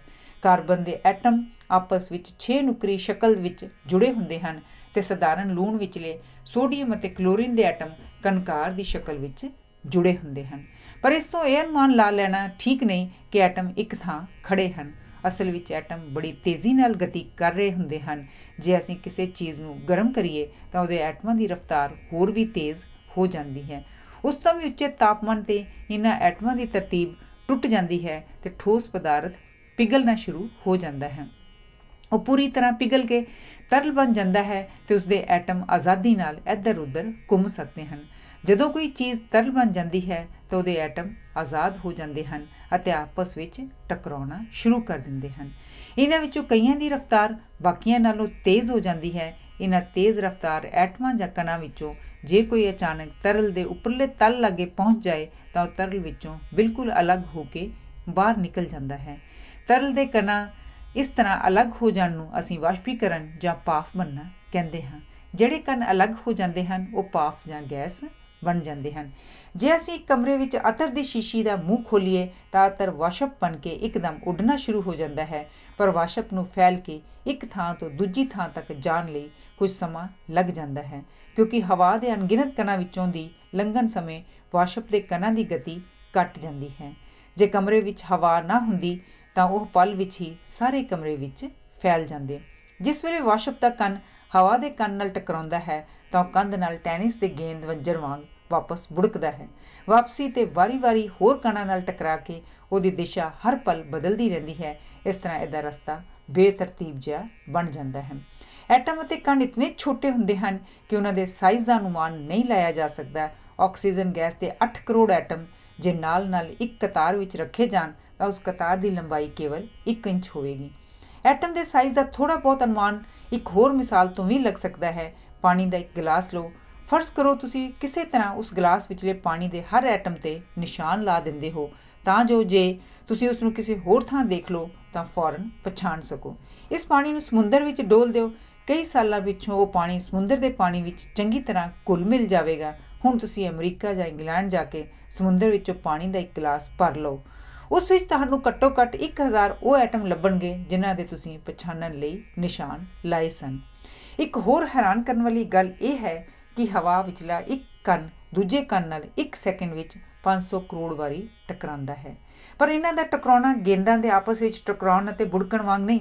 ਅਸਲ ਵਿੱਚ ਇਹਨਾਂ ਵਿੱਚ ਬਿਜਲੀ ਸ਼ਕਤੀ ਹੁੰਦੀ ਹੈ ਤੇ ਜਦੋਂ ਇਹ ਇੱਕ ਦੂਜੇ ਦੇ ਬਹੁਤ ਨੇੜੇ ਆਉਂਦੇ ਹਨ ਤਾਂ ਉਹ ਇੱਕ ਦੂਜੇ ਨੂੰ ਬਿਜਲੀ ਸ਼ਕਤੀ ਦੁਆਰਾ ਪਰੇ ਧੱਕ ਦਿੰਦੇ ਹਨ। ਇਸ ਲਈ ਉਹਨਾਂ ਦੀ ਰਫ਼ਤਾਰ ਵਿੱਚ ਕੋਈ ਫਰਕ ਨਹੀਂ ਪੈਂਦਾ ਤੇ ਉਹ ਸਦਾ ਗਤੀ ਦੀ ਹਾਲਤ ਵਿੱਚ ਹੀ ਰਹਿੰਦੇ ਹਨ। ਐਟਮ ਦੀ ਬਣਤਰ। ਜਿਸ ਵੇਲੇ ਅਸੀਂ ਆਪਣੇ ਵਾਲਾਂ ਨੂੰ ਕੰਘਾ ਕਰਦੇ ਹਾਂ ਤਾਂ ਉਹਨਾਂ ਵਿੱਚੋਂ ਬਿਜਲੀ ਨਿਕਲਦੀ ਹੈ। ਜੇ ਵਾਲ ਬਿਲਕੁਲ ਖੁਸ਼ਕ ਹੋਣ ਤਾਂ ਉਹਨਾਂ ਵਿੱਚੋਂ ਤਿੜਕਣ ਦੀ ਆਵਾਜ਼ ਵੀ ਨਿਕਲਦੀ ਹੈ। ਜੇ ਅਸੀਂ ਕਿਸੇ ਨੂੰ ਰਾਤ ਵੇਲੇ ਸਿਰ ਵਾਹੁੰਦੇ ਵੇਖੀਏ ਤਾਂ ਵਾਲਾਂ ਵਿੱਚੋਂ ਚੰਗਿਆੜੀਆਂ ਵੀ ਨਿਕਲਦੀਆਂ ਦਿਸਦੀਆਂ ਹਨ। ਜੇ ਕੰਘੇ ਨੂੰ ਵਾਲਾਂ ਵਿੱਚ ਫੇਰ ਕੇ ਕਾਗਜ਼ ਦੇ ਬਹੁਤ ਬਰੀਕ-ਬਰੀਕ ਟੁਕੜੇ ਪਾਸ ਲੈ ਜਾਈਏ ਤਾਂ ਕੰਘਾ ਉਹਨਾਂ ਨੂੰ ਆਪਣੇ ਵੱਲ ਖਿੱਚ ਲਵੇਗਾ। ਕੰਘੇ ਵਿੱਚ ਇਹ ਖਿੱਚਣ ਸ਼ਕਤੀ ਉਸਦੇ ਵਾਲਾਂ ਨਾਲ ਰਗੜਾ ਖਾਣ ਨਾਲ ਪੈਦਾ ਹੋਈ ਹੈ। ਇਸ ਸ਼ਕਤੀ ਨੂੰ ਬਿਜਲੀ ਕਹਿੰਦੇ ਹਨ। ਇਸੇ ਤਰ੍ਹਾਂ ਜੇ ਸ਼ੀਸ਼ੇ ਦੇ ਕਿਸੇ ਡੰਡੇ ਨੂੰ ਰੇਸ਼ਮ ਤੇ ਰੁਮਾਲ ਨਾਲ ਜਾਂ ਆਬਨੂਸ ਦੀ ਲੱਕੜੀ ਨੂੰ ਬਿੱਲੀ ਦੀ ਖੱਲ ਨਾਲ ਰਗੜੀਏ ਤਾਂ ਬਿਜਲੀ ਪੈਦਾ ਹੁੰਦੀ ਹੈ। ਇਹ ਬਿਜਲੀ 2 ਕਿਸਮ ਦੀ ਹੁੰਦੀ ਹੈ। ਸ਼ੀਸ਼ੇ ਨੂੰ ਰੇਸ਼ਮ ਨਾਲ ਰਗੜਨ ਤੇ ਪਲੱਸ ਬਿਜਲੀ ਨਿਕਲਦੀ ਹੈ ਤੇ ਆਬਨੂਸ ਨੂੰ ਬਿੱਲੀ ਦੀ ਖੱਲ ਨਾਲ ਰਗੜਨ ਤੇ ਮੰਫੀ ਬਿਜਲੀ ਪੈਦਾ ਹੁੰਦੀ ਹੈ। ਜਿਨ੍ਹਾਂ 2 ਚੀਜ਼ਾਂ ਵਿੱਚੋਂ ਇੱਕੋ ਕਿਸਮ ਦੀ ਬਿਜਲੀ ਹੁੰਦੀ ਹੈ ਉਹ ਇੱਕ ਦੂਜੇ ਨੂੰ ਆਪਣੇ ਤੋਂ ਦੂਰ ਤੱਕਦੀਆਂ ਹਨ ਤੇ ਜਿਨ੍ਹਾਂ 2 ਚੀਜ਼ਾਂ ਵਿੱਚ ਉਲਟ ਕਿਸਮ ਦੀ ਬਿਜਲੀ ਹੁੰਦੀ ਹੈ ਉਹ ਇੱਕ ਦੂਜੇ ਨੂੰ ਆਪਸ ਵਿੱਚ ਖਿੱਚਦੀਆਂ ਹਨ। ਜੇ 2 ਬੱਦਲ ਜੋ ਉਲਟ ਕਿਸਮ ਦੀ ਬਿਜਲੀ ਨਾਲ ਭਰੇ ਹੋਣ ਆਪਸ ਵਿੱਚ ਟਕਰਾ ਜਾਣ ਤਾਂ ਉਹਨਾਂ ਵਿੱਚੋਂ ਇੱਕ ਬੜੀ ਭਿਆਨਕ ਚੰਗਿਆੜੀ ਨਿਕਲਦੀ ਹੈ ਜਿਸ ਦੀ ਗਰਜ ਬਹੁਤ ਦੂਰ ਤੱਕ ਸੁਣਾਈ ਦਿੰਦੀ ਹੈ। ਜੇ ਅਸੀਂ ਇਸ ਬਿਜਲੀ ਨੂੰ ਪਿੱਤਲ ਦੀਆਂ ਤਾਰਾਂ ਵਿੱਚੋਂ ਲੰਘਾਈਏ ਤਾਂ ਅਸੀਂ ਉਸ ਨੂੰ ਬੜੇ ਕੰਮ ਲੈ ਸਕਦੇ ਹਾਂ। ਉਸ ਰਾਹੀਂ ਟੈਲੀਫੋਨ ਨੂੰ ਵਰਤੋਂ ਵਿੱਚ ਲਿਆ ਸਕਦੇ ਹਾਂ, ਘਰਾਂ ਨੂੰ ਰੋਸ਼ਨ ਕਰ ਸਕਦੇ ਹਾਂ, ਰੇਡੀਓ ਸੁਣ ਸਕਦੇ ਹਾਂ। ਜੇ ਅਸੀਂ ਕਿਸੇ ਚੀਜ਼ ਵਿੱਚ ਬਿਜਲੀ ਭਰ ਦਈਏ ਤਾਂ ਉਸ ਵਿੱਚੋਂ ਇੱਕ ਚੰਗਿਆੜੀ ਨਿਕਲ ਕੇ ਹਵਾ ਰਾਹੀਂ ਕਿਸੇ ਹੋਰ ਲਾਗੇ ਦੀ ਚੀਜ਼ 'ਤੇ ਜਾ ਪੈਂਦੀ ਹੈ। ਇਹ ਛੋਟੇ ਪੈਮਾਨੇ 'ਤੇ ਉਹੀ ਬਿਜਲੀ ਹੈ ਜਿਹੜੀ ਇੱਕ ਬੱਦਲ ਤੋਂ ਦੂਜੇ ਬੱਦਲ ਤੱਕ ਪਹੁੰਚਦੀ ਹੈ ਜਾਂ ਬੱਦਲਾਂ ਤੋਂ ਕਿਸੇ ਮਕਾਨ ਜਾਂ ਰੁੱਖ 'ਤੇ ਡਿੱਗਦੀ ਹੈ। ਇਸ ਕਿਰਿਆ ਨੂੰ ਸਮਝਣ ਲਈ ਸਾਇੰਸਦਾਨਾਂ ਨੇ ਸ਼ੀਸ਼ੀ ਦੀ ਇੱਕ ਨਾਲੀ ਬਣਾਈ। ਇਸ ਦੇ ਇੱਕ ਪਾਸੇ ਮੰਫੀ ਬਿਜਲੀ ਦੀ ਤਾਰ, ਦੂਜੇ ਪਾਸੇ ਜਮ੍ਹਾਂ ਬਿਜਲੀ ਦੀ ਤਾਰ ਲੱਗੀ ਹੁੰਦੀ ਹੈ। ਹਵਾ ਖਾਰਜ ਕਰਨ ਵਾਲੇ ਪੰਪ ਨਾਲ ਇਸ ਨਾਲੀ ਵਿੱਚੋਂ ਹਵਾ ਕੱਢ ਦਿੱਤੀ ਜਾਂਦੀ ਹੈ ਤੇ ਫਿਰ ਬਿਜਲੀ ਛੱਡੀ ਜਾਂਦੀ ਹੈ। ਹੁਣ ਇਸ ਵਿੱਚ ਪਹਿਲਾਂ ਵਰਗੀ ਚੰਗਿਆੜੀ ਦੀ ਥਾਂ ਇੱਕ ਨਿੰਮਾ ਜਿਹਾ ਪ੍ਰਕਾਸ਼ ਹੁੰਦਾ ਹੈ। ਜੇ ਉਸ ਵਿੱਚੋਂ ਵੱਧ ਤੋਂ ਵੱਧ ਹਵਾ ਕੱਢ ਦਿੱਤੀ ਜਾਏ ਤਾਂ ਪ੍ਰਕਾਸ਼ ਦਾ ਰੰਗ ਗੁਲਾਬੀ ਹੋ ਜਾਂਦਾ ਹੈ। ਇਸ ਪਰਿਵਰਤਨ ਦਾ ਕਾਰਨ ਅਸਲ ਵਿੱਚ ਇਹ ਹੈ ਕਿ ਪਹਿਲਾਂ ਗੈਸ ਦੇ ਕਣ ਬਿਜਲੀ ਨੂੰ ਬੜੀ ਤੇਜ਼ੀ ਨਾਲ ਇੱਕ ਪਾਸੇ ਤੋਂ ਦੂਜੇ ਪਾਸੇ ਤੱਕ ਲੈ ਜਾਂਦੇ ਹਨ, ਪਰ ਨਲੀ ਵਿੱਚੋਂ ਗੈਸ ਖਾਰਜ ਕਰ ਦੇਣ ਨਾਲ ਗੈਸ ਦੇ ਕਣਾਂ ਦੀ ਗਿਣਤੀ ਬਹੁਤ ਘੱਟ ਜਾਂਦੀ ਹੈ। ਇਸ ਲਈ ਉਹ ਬਿਜਲੀ ਦੀ ਸ਼ਕਤੀ ਨੂੰ ਇੱਕ ਪਾਸੇ ਤੋਂ ਦੂਜੇ ਪਾਸੇ ਤੱਕ ਬਹੁਤ ਹੌਲੀ-ਹੌਲੀ ਲੈ ਜਾ ਸਕਦੇ ਹਨ। ਜੇ ਹਵਾ ਪੂਰੀ ਤਰ੍ਹਾਂ ਖਾਰਜ ਹੋ ਜਾਏ ਤਾਂ ਇਹ ਪ੍ਰਕਾਸ਼ ਖਤਮ ਹੋ ਜਾਏਗਾ ਤੇ ਸਿਰਫ ਮੰਫੀ ਵਾਲੀ ਤਾਰ ਲਾਗੇ ਦਾ ਹਿੱਸਾ ਹੀ ਥੋੜ੍ਹਾ ਬਹੁਤ ਚਮਕਦਾ ਦਿਸੇਗਾ। ਇਹ ਪ੍ਰਕਾਸ਼ ਉਹਨਾਂ ਕਿਰਨਾਂ ਵਿੱਚੋਂ ਉਤਪੰਨ ਹੁੰਦਾ ਹੈ ਜਿਹੜੀਆਂ ਮੰਫੀ ਤਾਰ ਵਿੱਚੋਂ ਸਿੱਧੀਆਂ ਕਤਾਰਾਂ ਵਿੱਚ ਨਿਕਲਦੀਆਂ ਹਨ। ਪਰ ਇਹ ਕਿਰਨਾਂ ਹਨ ਕੀ? ਇਹ ਜਾਣਨ ਲਈ ਇੱਕ ਸਾਇੰਸਦਾਨ ਨੇ ਇਹਨਾਂ ਦੋਹਾਂ ਧਰੂਆਂ ਦੇ ਵਿਚਕਾਰ ਇੱਕ ਚਰਖੜੀ ਜਿਹੀ ਲਾ ਦਿੱਤੀ। ਜਦੋਂ ਇਹ ਕਿਰਨਾਂ ਇਸ 'ਤੇ ਵੱਜਦੀਆਂ ਸਨ ਤਾਂ ਇਹ ਚਰਖੜੀ ਘੁੰਮਣ ਲੱਗ ਪੈਂਦੀ ਸੀ। ਇਸ ਤੋਂ ਸਪਸ਼ਟ ਹੋ ਗਿਆ ਕਿ ਉਹ ਪ੍ਰਕਾਸ਼ ਦੀਆਂ ਕਿਰਨਾਂ ਨਹੀਂ ਬਲਕਿ ਕਿਸੇ ਠੋਸ ਪਦਾਰਥ ਦੇ ਬਰੀਕ ਕਣ ਹਨ। ਜਦ ਉਸੇ ਸਾਇੰਸਦਾਨ ਨੇ ਉਹਨਾਂ ਕਿਰਨਾਂ ਲਾਗੇ ਇੱਕ ਚੁੰਬਕ ਲਿਆਂਦਾ ਤਾਂ ਉਹਨਾਂ ਦੀਆਂ ਕਤਾਰਾਂ ਟੇਢੀਆਂ ਹੋ ਜਾਂਦੀਆਂ ਸਨ। ਇਸ ਤੋਂ ਨਾ ਕੇਵਲ ਇਹ ਵੀ ਸਾਬਤ ਹੋ ਗਿਆ ਕਿ ਉਹ ਕਣਾਂ ਵਿੱਚ ਬਿਜਲੀ ਮੌਜੂਦ ਹੈ ਬਲਕਿ ਇਹ ਗੱਲ ਵੀ ਸਾਫ਼ ਹੋ ਗਈ ਕਿ ਇਹ ਰੋਸ਼ਨੀ ਦੀਆਂ ਕਿਰਨਾਂ ਨਹੀਂ, ਕਿਉਂਕਿ ਰੋਸ਼ਨੀ ਦੀ ਕਿਰਨ 'ਤੇ ਚੁੰਬਕ ਦਾ ਕੋਈ ਅਸਰ ਨਹੀਂ ਹੁੰਦਾ। ਇਹਨਾਂ ਕਣਾਂ ਦਾ ਨਾਂ ਸਾਇੰਸਦਾਨਾਂ ਨੇ ਇਲੈਕਟ੍ਰੌਨ ਰੱਖ ਦਿੱਤਾ। ਇਹਨਾਂ ਦਾ ਭਾਰ ਹਾਈਡਰੋਜਨ ਦੇ ਐਟਮ ਕੋਲੋਂ ਵੀ ਕਈ ਹਜ਼ਾਰ ਗੁਣਾ ਘੱਟ ਹੁੰਦਾ ਹੈ। ਇਹਨਾਂ ਸਾਰਿਆਂ ਦਾ ਭਾਰ ਇੱਕੋ ਜਿਹਾ ਹੁੰਦਾ ਹੈ। ਸਾਇੰਸਦਾਨਾਂ ਨੇ ਅਨੁਮਾਨ ਲਾਇਆ ਕਿ ਇਹ ਜ਼ਰੂਰ ਐਟਮ ਦਾ ਹੀ ਹਿੱਸਾ ਹੋਣੇ ਹਨ, ਪਰ ਕਿਉਂਕਿ ਇਹਨਾਂ ਵਿੱਚ ਮੰਫੀ ਬਿਜਲੀ ਹੁੰਦੀ ਹੈ ਇਸ ਲਈ ਇਹ ਵੀ ਅਨੁਮਾਨ ਲਗਾਇਆ ਗਿਆ ਕਿ ਐਟਮ ਵਿੱਚ ਜ਼ਰੂਰ ਕੋਈ ਹੋਰ ਕਣ ਵੀ ਹੋਣਗੇ ਜਿਨ੍ਹਾਂ ਵਿੱਚ ਜਮ੍ਹਾਂ ਬਿਜਲੀ ਹੈ। ਨਾ ਜਮ੍ਹਾਂ ਅਤੇ ਨਾ ਹੀ ਮੰਫੀ ਬਿਜਲੀ ਵੱਖਰੀ ਰਹਿ ਸਕਦੀ ਹੈ। ਇਸ ਲਈ ਜੇ ਐਟਮ ਵਿੱਚ ਇਲੈਕਟ੍ਰੌਨ ਦੀ ਮੰਫੀ ਬਿਜਲੀ ਹੈ ਤਾਂ ਇਸ ਦੇ ਮੁਕਾਬਲੇ ਵਿੱਚ ਉਸ ਵਿੱਚ ਉਤਨੀ ਹੀ ਜਮ੍ਹਾਂ ਬਿਜਲੀ ਦੇ ਕਣ ਹੋਣੇ ਜ਼ਰੂਰੀ ਹਨ। ਸਾਇੰਸਦਾਨਾਂ ਨੇ ਇਹਨਾਂ ਪਲੱਸ ਬਿਜਲੀ ਦੇ ਕਣਾਂ ਦਾ ਨਾਂ ਪ੍ਰੋਟੋਨ ਰੱਖ ਦਿੱਤਾ। ਐਟਮਾਂ ਦਾ ਆਪਣੇ ਆਪ ਪੁਰਨਾ। 20ਵੀਂ ਸਦੀ ਦੇ ਸ਼ੁਰੂ ਵਿੱਚ ਪੋਲੈਂਡ ਦੀ ਇੱਕ ਪ੍ਰਸਿੱਧ ਇਸਤਰੀ ਮੈਡਮ ਕਿਊਰੀ ਨੇ ਇੱਕ ਨਵਾਂ ਤੱਤ ਲੱਭਿਆ ਜਿਸ ਵਿੱਚੋਂ ਪ੍ਰਕਾਸ਼ ਦੀਆਂ ਖਾਸ ਕਿਸਮ ਦੀਆਂ ਕਿਰਨਾਂ ਨਿਕਲਦੀਆਂ ਸਨ ਜਿਹੜੀਆਂ ਸਿੱਕੇ ਤੋਂ ਸਿਵਾ ਸਭ ਠੋਸ ਪਦਾਰਥਾਂ ਵਿੱਚੋਂ ਲੰਘ ਜਾਂਦੀਆਂ ਸਨ। ਇਸ ਪਿੱਛੋਂ ਹੋਰ ਵੀ ਕਈ ਤੱਤ ਲੱਭੇ ਜਿਨ੍ਹਾਂ ਵਿੱਚੋਂ ਇਹ ਕਿਰਨਾਂ ਨਿਕਲਦੀਆਂ ਸਨ। ਇਹੋ ਜਿਹੇ ਸਾਰੇ ਤੱਤ ਜਿਨ੍ਹਾਂ ਵਿੱਚੋਂ ਪ੍ਰਕਾਸ਼ ਦੀਆਂ ਕਿਰਨਾਂ ਨਿਕਲਦੀਆਂ ਹਨ ਰੇਡੀਓ ਐਕਟਿਵ ਤੱਤ ਕਹਾਉਂਦੇ ਹਨ। ਇਹ ਪਤਾ ਨਹੀਂ ਕਿ ਇਹ ਪ੍ਰਕਾਸ਼ ਕਾਹਦਾ ਹੈ। ਇੱਕ ਸਾਇੰਸਦਾਨ ਰਦਰਫੋਰਡ ਨੇ ਖੋਜ ਕਰਕੇ ਦੱਸਿਆ ਕਿ ਪ੍ਰਕਾਸ਼ 3 ਕਿਸਮ ਦੀਆਂ ਕਿਰਨਾਂ ਤੋਂ ਪੈਦਾ ਹੁੰਦਾ ਹੈ। ਇੱਕ ਦਾ ਨਾਂ ਐਲਫਾ ਕਿਰਨ ਹੈ, ਦੂਜੀ ਦਾ ਨਾਂ ਬੀਟਾ ਕਿਰਨ ਅਤੇ ਤੀਜੀ ਦਾ ਨਾਂ ਗਾਮਾ ਕਿਰਨ ਹੈ। ਇਹਨਾਂ ਤਿੰਨਾਂ ਵਿੱਚੋਂ ਕੇਵਲ ਗਾਮਾ ਕਿਰਨਾਂ ਵਿੱਚ ਹੀ ਠੋਸ ਪਦਾਰਥਾਂ ਵਿੱਚੋਂ ਲੰਘਣ ਦੀ ਸ਼ਕਤੀ ਹੈ। ਇਹ 3 ਫੁੱਟ ਚੌੜੀ ਪੱਥਰ ਦੀ ਕੰਧ ਵਿੱਚੋਂ ਵੀ ਲੰਘ ਸਕਦੀਆਂ ਹਨ। ਐਲਫਾ ਤੇ ਬੀਟਾ ਕਿਰਨਾਂ ਚੁੰਬਕ ਦੇ ਅਸਰ ਨਾਲ ਆਪਣੇ ਰਸਤੇ ਤੋਂ ਪਰੇ ਹਟ ਜਾਂਦੀਆਂ ਹਨ, ਪਰ ਗਾਮਾ ਕਿਰਨਾਂ ਉੱਤੇ ਚੁੰਬਕ ਦਾ ਕੋਈ ਅਸਰ ਨਹੀਂ ਹੁੰਦਾ। ਇਸ ਤੋਂ ਪਤਾ ਲੱਗਦਾ ਹੈ ਕਿ ਗਾਮਾ ਕਿਰਨਾਂ ਅਤੇ ਰੋਸ਼ਨੀ ਦੀਆਂ ਕਿਰਨਾਂ ਇੱਕ ਸਮਾਨ ਹਨ। ਉਹ ਐਕਸਰੇ ਕਿਰਨ ਤੋਂ ਵੀ ਵੱਧ ਤਾਕਤਵਰ ਹਨ ਤੇ ਕੈਂਸਰ ਦੀ ਬਿਮਾਰੀ ਦੇ ਇਲਾਜ ਵਿੱਚ ਕੰਮ ਆਉਂਦੀਆਂ ਹਨ। ਤਜਰਬੇ ਕਰਨ ਤੋਂ ਪਤਾ ਲੱਗਦਾ ਹੈ ਕਿ ਐਲਫਾ ਕਿਰਨਾਂ ਦੇ ਕਣ ਵਿੱਚ ਜਮ੍ਹਾਂ ਬਿਜਲੀ ਹੈ ਤੇ ਬੀਟਾ ਕਿਰਨਾਂ ਦੇ ਕਣਾਂ ਵਿੱਚ ਮੰਫੀ ਬਿਜਲੀ ਹੈ। ਅਸਲ ਵਿੱਚ ਬੀਟਾ ਕਣ ਇਲੈਕਟ੍ਰੌਨ ਹਨ। ਐਲਫਾ ਕਿਰਨਾਂ ਚੁੰਬਕ ਦੇ ਅਸਰ ਹੇਠ ਆਪਣੇ ਰਸਤੇ ਤੋਂ ਘੱਟ ਹਟਦੀਆਂ ਹਨ। ਇਸ ਤੋਂ ਪਤਾ ਲੱਗਦਾ ਹੈ ਕਿ ਐਲਫਾ ਕਣ ਬੀਟਾ ਕਣਾਂ ਕੋਲੋਂ ਜ਼ਿਆਦਾ ਭਾਰੀ ਹਨ। ਐਲਫਾ ਕਣ ਅਸਲ ਵਿੱਚ ਹੀਲੀਅਮ ਗੈਸ ਦੇ ਐਟਮ ਹਨ ਜਿਨ੍ਹਾਂ ਵਿੱਚੋਂ ਕਿਸੇ ਕਾਰਨ 2 ਇਲੈਕਟ੍ਰੌਨ ਨਿਕਲ ਗਏ ਹੋਣ। ਰੇਡੀਅਮ ਦੇ ਐਕਟਿਵ ਤੋਂ ਇਲਾਵਾ ਕਈ ਹੋਰ ਵੀ ਤੱਤ ਹਨ ਜਿਨ੍ਹਾਂ ਵਿੱਚੋਂ ਬੀਟਾ ਅਤੇ ਐਲਫਾ ਕਿਰਨਾਂ ਨਿਕਲਦੀਆਂ ਰਹਿੰਦੀਆਂ ਹਨ। ਖੋਜ ਪਿੱਛੋਂ ਇਹ ਵੀ ਪਤਾ ਲੱਗਾ ਹੈ ਕਿ ਐਟਮ ਵਿੱਚ ਇਲੈਕਟ੍ਰੌਨਸ ਦੇ ਇਲਾਵਾ ਹੋਰ 2 ਕਿਸਮ ਦੇ ਕਣ ਵੀ ਹਨ ਜਿਨ੍ਹਾਂ ਨੂੰ ਪ੍ਰੋਟੋਨ ਤੇ ਨਿਊਟਰੋਨ ਕਹਿੰਦੇ ਹਨ। ਇਲੈਕਟ੍ਰੌਨ ਵਿੱਚ ਬਿਜਲੀ ਪ੍ਰੋਟੀਨ ਵਿੱਚ ਓਨੀ ਹੀ ਮਾਤਰਾ ਵਿੱਚ ਹੁੰਦੀ ਹੈ ਪਰ ਨਿਊਟਰੋਨ ਉਦਾਸੀਨ ਹਾਲਤ ਵਿੱਚ ਹੁੰਦਾ ਹੈ। ਐਲਫਾ ਕਿਰਨਾਂ ਵਿਚਲੇ ਕਣ ਅਸਲ ਵਿੱਚ 2 ਪ੍ਰੋਟੋਨ ਤੇ 2 ਨਿਊਟਰੋਨ ਹਨ। ਜੇ ਤੁਸੀਂ ਰਾਤ ਦੇ ਹਨੇਰੇ ਵਿੱਚ ਰੇਡੀਅਮ ਵਾਲੀ ਘੜੀ ਨੂੰ ਵੇਖੋ ਤਾਂ ਉਹਦੇ ਅੱਖਰ ਤੁਹਾਨੂੰ ਚਮਕਦੇ ਦਿਸਣਗੇ, ਪਰ ਜੇ ਅਸੀਂ ਆਤਸ਼ੀ ਸ਼ੀਸ਼ੇ ਨਾਲ ਉਹਨਾਂ ਨੂੰ ਵੇਖੀਏ ਤਾਂ ਉਹਨਾਂ ਹਿੰਸਿਆਂ ਵਿੱਚ ਅਣਗਿਣਤ ਟਿਮਟਮਾਉਂਦੇ ਨਿਸ਼ਾਨ ਦਿਸਣਗੇ। ਇਹ ਅਸਲ ਵਿੱਚ ਐਲਫਾ ਕਣ ਹਨ ਜੋ ਰੇਡੀਅਮ ਵਿੱਚੋਂ ਨਿਕਲ ਰਹੇ ਹਨ। ਜਿਸ ਵੇਲੇ ਵੀ ਰੇਡੀਅਮ ਦਾ ਇੱਕ ਟੁਕੜਾ ਪੁਰਦਾ ਹੈ ਤਾਂ ਉਸ ਵਿੱਚੋਂ ਇੱਕ ਐਲਫਾ ਕਣ ਬਾਹਰ ਨਿਕਲ ਜਾਂਦਾ ਹੈ। ਇਸੇ ਤਰ੍ਹਾਂ ਹਰ ਰੇਡੀਓ ਐਕਟਿਵ ਤੱਤ ਵਿੱਚੋਂ ਕਦੀ ਐਲਫਾ ਕਦੀ ਬੀਟਾ ਕਣ ਨਿਕਲਦੇ ਰਹਿੰਦੇ ਹਨ ਤੇ ਜਿਸ ਵੇਲੇ ਇਹ ਸਭ ਕਣ ਨਿਕਲ ਜਾਣ ਤਾਂ ਬਾਕੀ ਨਿਰਾ ਸਿੱਕਾ ਹੀ ਰਹਿ ਜਾਂਦਾ ਹੈ। ਰੇਡੀਅਮ 1560 ਸਾਲਾਂ ਵਿੱਚ ਇਸ ਤਰ੍ਹਾਂ ਪੁਰ ਕੇ ਆਪਣੀ ਪਹਿਲੀ ਮਾਤਰਾ ਦਾ ਅੱਧਾ ਰਹਿ ਜਾਂਦਾ ਹੈ। ਇਸੇ ਤਰ੍ਹਾਂ ਹੋਰ 1560 ਸਾਲਾਂ ਵਿੱਚ ਇਸ ਅੱਧੇ ਦਾ ਹੋਰ ਅੱਧਾ ਜਾਂ ਪਹਿਲੀ ਮਾਤਰਾ ਦਾ ਚੌਥਾ ਹਿੱਸਾ ਰਹਿ ਜਾਂਦਾ ਹੈ। ਰੇਡੀਓ ਐਕਟੀਵਿਟੀ ਜਾਂ ਐਟਮਾਂ ਦਾ ਭੁਰਨਾ ਅਸਲ ਵਿੱਚ ਕੁਦਰਤ ਦੀ ਘੜੀ ਹੈ ਜਿਸ ਦੇ ਬੀਤਣ ਦੇ ਸਮੇਂ ਦਾ ਅੰਦਾਜ਼ਾ ਲਗਾਇਆ ਜਾ ਸਕਦਾ ਹੈ। ਰੇਡੀਓ ਐਕਟੀਵਿਟੀ ਜਾਂ ਐਟਮਾਂ ਦਾ ਭੁਰਨਾ ਅਸਲ ਵਿੱਚ ਕੁਦਰਤ ਦੀ ਕੜੀ ਹੈ ਜਿਸ ਤੋਂ ਸਮੇਂ ਦੇ ਬੀਤਣ ਦਾ ਅੰਦਾਜ਼ਾ ਲਗਾਇਆ ਜਾ ਸਕਦਾ ਹੈ। ਰੇਡੀਅਮ ਦਾ 1 ਆਉਂਸ 10 ਟਨ ਕੋਲਿਆਂ ਜਿੰਨੀ ਸ਼ਕਤੀ ਜ਼ਾਇਆ ਕਰਦਾ ਹੈ। ਇਸ ਵਿੱਚੋਂ ਐਲਫਾ ਕਣ 10,000 ਮੀਲ ਪ੍ਰਤੀ ਸੈਕਿੰਡ ਦੀ ਰਫ਼ਤਾਰ ਨਾਲ ਨਿਕਲਦੇ ਹਨ। ਫਰਜ਼ ਕਰੋ ਕਿ ਇੱਕ ਚੌਰਸ ਕਾਗਜ਼ ਨੂੰ ਅਸੀਂ ਚੌਹਾਂ ਕੋਨਿਆਂ ਤੋਂ ਬੰਨ੍ਹ ਦਿੰਦੇ ਹਾਂ। ਜੇ ਅਸੀਂ ਮਿੱਟੀ ਦੇ ਗੋਲੇ ਵੱਟ ਕੇ ਇਸ ਕਾਗਜ਼ 'ਤੇ ਨਿਸ਼ਾਨਾ ਮਾਰੀਏ ਤਾਂ ਉਹ ਉਸ ਨੂੰ ਪਾੜ ਕੇ ਲੰਘ ਜਾਣਗੇ। ਪਰ ਕਈ ਐਸੇ ਗੋਲੇ ਵੀ ਹੋਣਗੇ ਜਿਹੜੇ ਉਹਨੂੰ ਪਾੜਨ ਵਿੱਚ ਸਫਲ ਨਾ ਹੋ ਸਕਣ ਕਰਕੇ ਬੁੜਕ ਕੇ ਮੁੜ ਸਾਡੇ ਵੱਲ ਆ ਜਾਣਗੇ। ਰਦਰਫੋਰਡ ਨੇ ਰੇਡੀਅਮ ਵਿੱਚੋਂ ਨਿਕਲ ਰਹੇ ਐਲਫਾ ਕਣਾਂ ਸਾਹਮਣੇ ਇੱਕ ਬਾਰੀਕ ਕਾਗਜ਼ ਤੋਂ ਵੀ ਕਈ ਗੁਣਾ ਬਰੀਕ ਸੋਨੇ ਦਾ ਇੱਕ ਵਰਕ ਰੱਖਿਆ। ਉਸ ਵਿੱਚੋਂ ਬਹੁਤ ਸਾਰੇ ਐਲਫਾ ਕਣ ਮਿੱਟੀ ਦੇ ਗੋਲਿਆਂ ਵਾਂਗ ਲੰਘ ਜਾਂਦੇ ਰਹੇ, ਪਰ ਕਈ ਟਕਰਾ ਕੇ ਵਾਪਸ ਵੀ ਮੁੜ ਗਏ। ਕਾਰਨ ਇਹ ਸੀ ਕਿ ਕਈ ਐਲਫਾ ਕਣ ਤਾਂ ਸੋਨੇ ਦੇ ਐਟਮਾਂ ਦੀ ਵਿਚਕਾਰਲੀ ਖਾਲੀ ਥਾਂ ਵਿੱਚੋਂ ਲੰਘ ਜਾਂਦੇ ਸਨ, ਪਰ ਕਈਆਂ ਨੂੰ ਐਟਮ ਦੇ ਕੇਂਦਰ ਵਿੱਚੋਂ ਲੰਘਣਾ ਪੈਂਦਾ ਸੀ। ਐਟਮ ਦਾ ਕੇਂਦਰ ਪ੍ਰੋਟੋਨਾਂ ਦਾ ਹੁੰਦਾ ਹੈ ਅਤੇ ਉਹਨਾਂ ਐਲਫਾ ਕਣਾਂ ਵਿੱਚ ਵੀ, ਜਿਹੜੇ ਇਸ ਲਾਗਿਓਂ ਲੰਘਦੇ ਹਨ, ਜਮ੍ਹਾਂ ਬਿਜਲੀ ਹੁੰਦੀ ਹੈ। ਇਸ ਲਈ ਉਹ ਇੱਕ ਦੂਜੇ ਨੂੰ ਆਪਣੇ ਕੋਲੋਂ ਦੂਰ ਨਿਖੇੜ ਦਿੰਦੇ ਹਨ। ਉਹ ਐਲਫਾ ਕਣ ਜੋ ਸੋਨੇ ਦੇ ਐਟਮ ਦੇ ਬਹੁਤ ਲਾਗਿਓਂ ਲੰਘਦਾ ਹੈ, ਉੱਪਰ ਜਾਂ ਥੱਲੇ ਵੱਲ ਮੁੜ ਜਾਂਦਾ ਹੈ, ਪਰ ਐਨ ਉਸ ਵੇਲੇ ਕੇਂਦਰੀ ਭਾਗ ਵਿੱਚੋਂ ਲੰਘਣ ਦੀ ਕੋਸ਼ਿਸ਼ ਕਰਦਾ ਹੈ, ਉਹ ਟਕਰਾ ਕੇ ਵਾਪਸ ਮੁੜ ਜਾਂਦਾ ਹੈ। ਪੂਰਾ ਐਟਮ ਬਿਜਲੀ ਸ਼ਕਤੀ ਦੇ ਦ੍ਰਿਸ਼ਟੀਕੋਣ ਤੋਂ ਉਦਾਸੀਨ ਹੁੰਦਾ ਹੈ, ਕਿਉਂਕਿ ਉਸਦੇ ਕੇਂਦਰ ਵਿਚਲੇ ਪ੍ਰੋਟੋਨਾਂ ਦੀ ਗਿਣਤੀ ਦੇ ਬਰਾਬਰ ਇਲੈਕਟ੍ਰੋਨ ਇਸ ਕੇਂਦਰ ਦੇ ਆਲੇ ਦੁਆਲੇ ਸੂਰਜ ਦੇ ਗਿਰਦ ਚੱਕਰ ਲਾ ਰਹੇ ਗ੍ਰਹਿਾਂ ਵਾਂਗ ਘੁੰਮਦੇ ਹਨ। ਇਹ ਘੁੰਮ ਰਹੇ ਇਲੈਕਟ੍ਰੋਨ ਐਟਮ ਨੂੰ ਸੁਰੱਖਿਅਤ ਰੱਖਦੇ ਹਨ ਅਤੇ ਹੋਰ ਕਿਸੇ ਐਟਮ ਨੂੰ ਬਹੁਤ ਲਾਗੇ ਨਹੀਂ ਆਉਣ ਦਿੰਦੇ। ਕੇਵਲ ਬਹੁਤ ਤੇਜ਼ ਰਫ਼ਤਾਰ ਐਲਫਾ ਕਿਰਨ ਦੇ ਕਣ ਹੀ ਇਹਦੇ ਕੇਂਦਰ ਦੇ ਲਾਗੇ ਆਉਣ ਦੀ ਹਿੰਮਤ ਕਰਦੇ ਹਨ। ਐਟਮ ਦਾ ਕੇਂਦਰ ਬੜਾ ਗੁੱਟ ਹੋ ਕੇ ਜੁੜਿਆ ਹੁੰਦਾ ਹੈ। ਇਸ ਦੇ ਦੁਆਲੇ ਬਹੁਤ ਤੇਜ਼ੀ ਨਾਲ ਘੁੰਮ ਰਹੇ ਇਲੈਕਟ੍ਰੋਨ ਐਟਮ ਦੀ ਸੀਮਾ ਬਣਾਉਂਦੇ ਹਨ। ਹਰ ਇੱਕ ਰਸਾਇਣਿਕ ਤੱਤ ਦਾ ਐਟਮ ਇਸੇ ਢੰਗ ਨਾਲ ਬਣਿਆ ਹੋਇਆ ਹੈ। ਇੱਕ ਤੱਤ ਦੇ ਐਟਮ ਨਾਲੋਂ ਦੂਜੇ ਤੱਤ ਦੇ ਐਟਮ ਦਾ ਫਰਕ ਕੇਵਲ ਉਹਨਾਂ ਦੇ ਇਲੈਕਟ੍ਰੋਨਾਂ ਅਤੇ ਕੇਂਦਰੀ ਪ੍ਰੋਟੋਨਾਂ ਦੀ ਗਿਣਤੀ ਵਿੱਚ ਹੀ ਹੈ।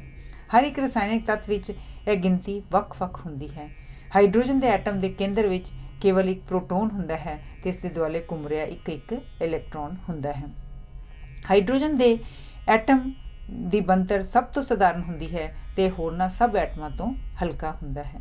ਉਸ ਦਾ ਪਾਰਾ ਐਟਮ ਹੀਲੀਅਮ ਗੈਸ ਦਾ ਹੁੰਦਾ ਹੈ ਅਤੇ ਹਾਈਡਰੋਜਨ ਦੇ ਐਟਮ ਨਾਲੋਂ 4 ਗੁਣਾ ਪਾਰਾ ਹੁੰਦਾ ਹੈ। ਇਸ ਦਾ ਭਾਵ ਇਹ ਹੈ ਕਿ ਹੀਲੀਅਮ ਦੇ ਐਟਮ ਦਾ ਕੇਂਦਰ ਹਾਈਡਰੋਜਨ ਦੇ ਐਟਮ ਦੇ ਕੇਂਦਰ ਨਾਲੋਂ 4 ਗੁਣਾ ਪਾਰਾ ਹੈ। ਬਾਹਰਲੇ ਇਲੈਕਟ੍ਰੋਨ ਇਤਨੇ ਹਲਕੇ ਹੁੰਦੇ ਹਨ ਕਿ ਉਹਨਾਂ ਦਾ ਭਾਰ ਕੇਂਦਰ ਦੇ ਭਾਰ ਸਾਹਮਣੇ ਤੁੱਛ ਹੁੰਦਾ ਹੈ। ਹੀਲੀਅਮ ਦੇ ਐਟਮ ਦੇ ਕੇਂਦਰ ਦੇ ਬਾਹਰ ਕੇਵਲ 2 ਇਲੈਕਟ੍ਰੋਨ ਘੁੰਮਦੇ ਹਨ। ਇਸ ਦਾ ਭਾਵ ਇਹ ਹੈ ਕਿ ਉਹਨਾਂ ਦੇ ਮੁਕਾਬਲੇ ਵਿੱਚ ਇਸ ਦੇ ਕੇਂਦਰ ਵਿੱਚ 2 ਪ੍ਰੋਟੋਨ ਹੋਣਗੇ, ਪਰ ਕਿਉਂਕਿ ਭਾਰ 4 ਗੁਣਾ ਹੈ, ਇਸ ਤੋਂ ਇਹ ਵੀ ਸਪਸ਼ਟ ਹੁੰਦਾ ਹੈ ਕਿ ਕੇਂਦਰ ਵਿੱਚ 2 ਪ੍ਰੋਟੋਨਾਂ ਦੇ ਨਾਲ 2 ਨਿਊਟਰੋਨ ਵੀ ਹਨ। ਉਸ ਤੋਂ ਅੱਗੇ ਲਿਥੀਅਮ ਦਾ ਐਟਮ ਹੁੰਦਾ ਹੈ। ਇਸ ਦਾ ਭਾਰ ਹਾਈਡਰੋਜਨ ਦੇ ਐਟਮ ਕੋਲੋਂ 7 ਗੁਣਾ ਹੁੰਦਾ ਹੈ। ਇਸ ਦੇ ਬਾਹਰ 3 ਇਲੈਕਟ੍ਰੋਨ ਘੁੰਮਦੇ ਹਨ। ਇਹਦਾ ਭਾਵ ਇਹ ਹੈ ਕਿ ਇਸ ਦੇ ਕੇਂਦਰ ਵਿੱਚ 3 ਪ੍ਰੋਟੋਨ ਅਤੇ 4 ਨਿਊਟਰੋਨ ਹਨ। ਸਾਡੀ ਧਰਤੀ 'ਤੇ ਸਭ ਤੋਂ ਭਾਰਾ ਐਟਮ ਯੂਰੇਨੀਅਮ ਦਾ ਹੈ। ਇਸ ਦੇ ਕੇਂਦਰ ਦੇ ਆਲੇ ਦੁਆਲੇ 92 ਇਲੈਕਟ੍ਰੋਨ ਘੁੰਮਦੇ ਹਨ ਅਤੇ ਉਤਨੇ ਹੀ ਪ੍ਰੋਟੋਨ ਇਸ ਦੇ ਕੇਂਦਰ ਵਿੱਚ ਹਨ। ਪਰ ਕਿਉਂਕਿ ਇਸ ਦਾ ਭਾਰ ਹਾਈਡਰੋਜਨ ਦੇ ਐਟਮ ਕੋਲੋਂ 238 ਗੁਣਾ ਹੈ, ਇਸ ਲਈ ਇਸ ਦੇ ਕੇਂਦਰ ਵਿੱਚ 92 ਪ੍ਰੋਟੋਨਾਂ ਤੋਂ ਇਲਾਵਾ 146 ਨਿਊਟਰੋਨ ਵੀ ਹਨ। ਇਸ ਖੋਜ ਤੋਂ ਪਹਿਲਾਂ ਮਨੁੱਖ ਦਾ ਵਿਚਾਰ ਸੀ ਕਿ ਹਰ ਤੱਤ ਦੇ ਐਟਮ ਦੂਜੇ ਤੱਤ ਦੇ ਐਟਮ ਕੋਲੋਂ ਵੱਖ-ਵੱਖ ਹੁੰਦੇ ਹਨ, ਪਰ ਹੁਣ ਇਹ ਪਤਾ ਲੱਗ ਗਿਆ ਹੈ ਕਿ ਹਰ ਤੱਤ ਕੇਵਲ 3 ਕਿਸਮ ਦੇ ਕਣਾਂ ਦਾ ਬਣਿਆ ਹੁੰਦਾ ਹੈ: ਇਲੈਕਟ੍ਰੋਨ, ਪ੍ਰੋਟੋਨ ਅਤੇ ਨਿਊਟਰੋਨ। ਕੇਵਲ ਇਹਨਾਂ ਕਣਾਂ ਦੀ ਵੱਖ-ਵੱਖ ਗਿਣਤੀ ਹੀ ਤੱਤਾਂ ਨੂੰ ਵੱਖ-ਵੱਖ ਰੂਪ ਦਿੰਦੀ ਹੈ। ਐਟਮ ਦੇ ਅੰਦਰ ਲੜਾਈ ਤੋਂ ਪਹਿਲਾਂ ਤਜਰਬਿਆਂ ਦੌਰਾਨ ਸਾਇੰਸਦਾਨਾਂ ਨੇ ਇਹ ਪਤਾ ਲਾ ਲਿਆ ਸੀ ਕਿ ਕਈ ਤੱਤ 2 ਜਾਂ 3 ਵੱਖ-ਵੱਖ ਰੂਪਾਂ ਵਿੱਚ ਮਿਲਦੇ ਹਨ। ਉਹਨਾਂ ਦੇ ਗੁਣਾਂ ਵਿੱਚ ਕੋਈ ਫਰਕ ਨਹੀਂ ਹੁੰਦਾ, ਪਰ ਉਹਨਾਂ ਦੇ ਭਾਰ ਵਿੱਚ ਥੋੜ੍ਹਾ ਜਿਹਾ ਫਰਕ ਜ਼ਰੂਰ ਹੈ। ਕਈ ਐਟਮ ਦੂਜੇ ਕੋਲੋਂ ਕੁਝ ਭਾਰੇ ਹੁੰਦੇ ਹਨ। ਕਿਸੇ ਤੱਤ ਦੇ ਉਹਨਾਂ ਐਟਮਾਂ ਨੂੰ ਜਿਹੜੇ ਗੁਣਾਂ ਵਿੱਚ ਸਮਾਨ ਹੋਣ ਪਰ ਭਾਰ ਇੱਕ ਭਿੰਨ ਹੋਣ, ਉਹਨਾਂ ਨੂੰ ਆਈਸੋਟੋਪ ਕਹਿੰਦੇ ਹਨ। ਇੱਕੋ ਤੱਤ ਦੇ 2 ਆਈਸੋਟੋਪਾਂ ਵਿੱਚ ਇਲੈਕਟ੍ਰੋਨ ਗਿਣਤੀ ਵਿੱਚ ਬਰਾਬਰ ਹੁੰਦੇ ਹਨ ਅਤੇ ਜੇ ਇਲੈਕਟ੍ਰੋਨ ਬਰਾਬਰ ਹੋਣ ਤਾਂ ਪ੍ਰੋਟੋਨ ਵੀ ਬਰਾਬਰ ਹੁੰਦੇ ਹਨ। ਸੋ 2 ਆਈਸੋਟੋਪਾਂ ਦੇ ਐਟਮਾਂ ਦੇ ਭਾਰ ਵਿੱਚ ਫਰਕ ਦਾ ਕਾਰਨ ਉਹਨਾਂ ਵਿੱਚ ਨਿਊਟਰੋਨਾਂ ਦੀ ਗਿਣਤੀ ਦਾ ਫਰਕ ਹੈ। ਜੇ ਅਸੀਂ ਕਿਸੇ ਤੱਤ ਦੇ ਕੇਂਦਰ ਵਿੱਚ 1 ਜਾਂ 2 ਨਿਊਟਰੋਨ ਕਿਸੇ ਤਰੀਕੇ ਨਾਲ ਵਧਾ ਦਈਏ ਤਾਂ ਉਸ ਆਈਸੋਟੋਪ ਦਾ ਐਟਮ ਉਸ ਤੱਤ ਦੇ ਆਮ ਐਟਮ ਨਾਲੋਂ ਭਾਰਾ ਹੋ ਜਾਂਦਾ ਹੈ। ਹਾਈਡਰੋਜਨ ਗੈਸ ਦੇ 3 ਆਈਸੋਟੋਪ ਹੁੰਦੇ ਹਨ। ਜਿਵੇਂ ਪਹਿਲਾਂ ਦੱਸਿਆ ਜਾ ਚੁੱਕਾ ਹੈ ਕਿ ਹਾਈਡਰੋਜਨ ਗੈਸ ਦੇ ਸਧਾਰਨ ਐਟਮ ਵਿੱਚ ਇੱਕ ਇਲੈਕਟ੍ਰੋਨ ਹੁੰਦਾ ਹੈ ਅਤੇ ਉਸ ਦੇ ਕੇਂਦਰ ਵਿੱਚ ਇੱਕ ਪ੍ਰੋਟੋਨ ਹੁੰਦਾ ਹੈ। ਸਾਇੰਸਦਾਨਾਂ ਨੂੰ ਸ਼ੱਕ ਪਿਆ ਕਿ ਹਾਈਡਰੋਜਨ ਦਾ ਵੀ ਜ਼ਰੂਰ ਕੋਈ ਆਈਸੋਟੋਪ ਹੋਣਾ ਹੈ। ਉਹਨਾਂ ਨੇ ਹਾਈਡਰੋਜਨ ਨੂੰ -423 ਡਿਗਰੀ ਤੱਕ ਠੰਡਾ ਕਰਕੇ ਉਸਨੂੰ ਤਰਲ ਬਣਾ ਲਿਆ ਅਤੇ ਫਿਰ ਜਦੋਂ ਉਹਨਾਂ ਨੇ ਉਸ ਤਰਲ ਨੂੰ ਗਰਮ ਕਰਕੇ ਉਸਦਾ ਵਾਸ਼ਪ ਬਣਾਇਆ ਤਾਂ ਹਾਈਡਰੋਜਨ ਦੇ ਬਹੁਤ ਸਾਰੇ ਐਟਮ ਭਾਫ਼ ਬਣ ਕੇ ਉੱਡ ਗਏ। ਬਾਕੀ ਬਚੇ ਹੋਏ ਤਰਲ ਵਿੱਚੋਂ ਥੋੜ੍ਹੇ ਜਿਹੇ ਐਟਮ ਰਹਿ ਗਏ। ਇਸ ਬਾਕੀ ਬਚੇ ਤਰਲ ਨੂੰ ਐਟਮ ਸਾਰਟਰ ਦਾ ਨਾਂ ਦੀ ਮਸ਼ੀਨ ਵਿੱਚੋਂ ਲੰਘਾਇਆ ਗਿਆ। ਐਟਮ ਸੌਰਟਰ ਅੰਗਰੇਜ਼ੀ ਅੱਖਰ C ਵਰਗੇ ਵੱਡੇ ਸਾਰੇ ਚੁੰਬਕ ਦਾ ਬਣਿਆ ਹੁੰਦਾ ਹੈ। ਜਦੋਂ ਕਿਸੇ ਐਟਮ ਨੂੰ ਉਸ ਦੇ ਵਿੱਚੋਂ ਲੰਘਾਇਆ ਜਾਏ ਤਾਂ ਚੁੰਬਕ ਦੇ ਅਸਰ ਕਾਰਨ ਭਾਰੀ ਐਟਮ ਘੱਟ ਮੁੜਦੇ ਹਨ ਤੇ ਹਲਕੇ ਐਟਮ ਵੱਧ ਮੁੜਦੇ ਹਨ। ਉਸ ਬਚੀ ਹੋਈ ਤਰਲ ਹਾਈਡਰੋਜਨ ਦੇ ਐਟਮਾਂ ਨੂੰ ਉਸ ਵਿੱਚੋਂ ਲੰਘਾਉਣ ਨਾਲ ਪਤਾ ਲੱਗਾ ਕਿ ਉਹ ਵੱਖ-ਵੱਖ 3 ਕਿਸਮਾਂ ਦੇ ਹਨ। ਉਹਨਾਂ ਵਿੱਚ ਫਰਕ ਕੇਵਲ ਇਹ ਸੀ ਕਿ ਹਾਈਡਰੋਜਨ ਦੇ ਸਧਾਰਨ ਐਟਮ ਵਿੱਚ ਕੋਈ ਨਿਊਟਰੋਨ ਨਹੀਂ ਸੀ, ਭਾਰੇ ਐਟਮ ਵਿੱਚ ਇੱਕ ਨਿਊਟਰੋਨ ਸੀ ਤੇ ਸਭ ਤੋਂ ਭਾਰੇ ਐਟਮ ਵਿੱਚ 2 ਨਿਊਟਰੋਨ ਸਨ।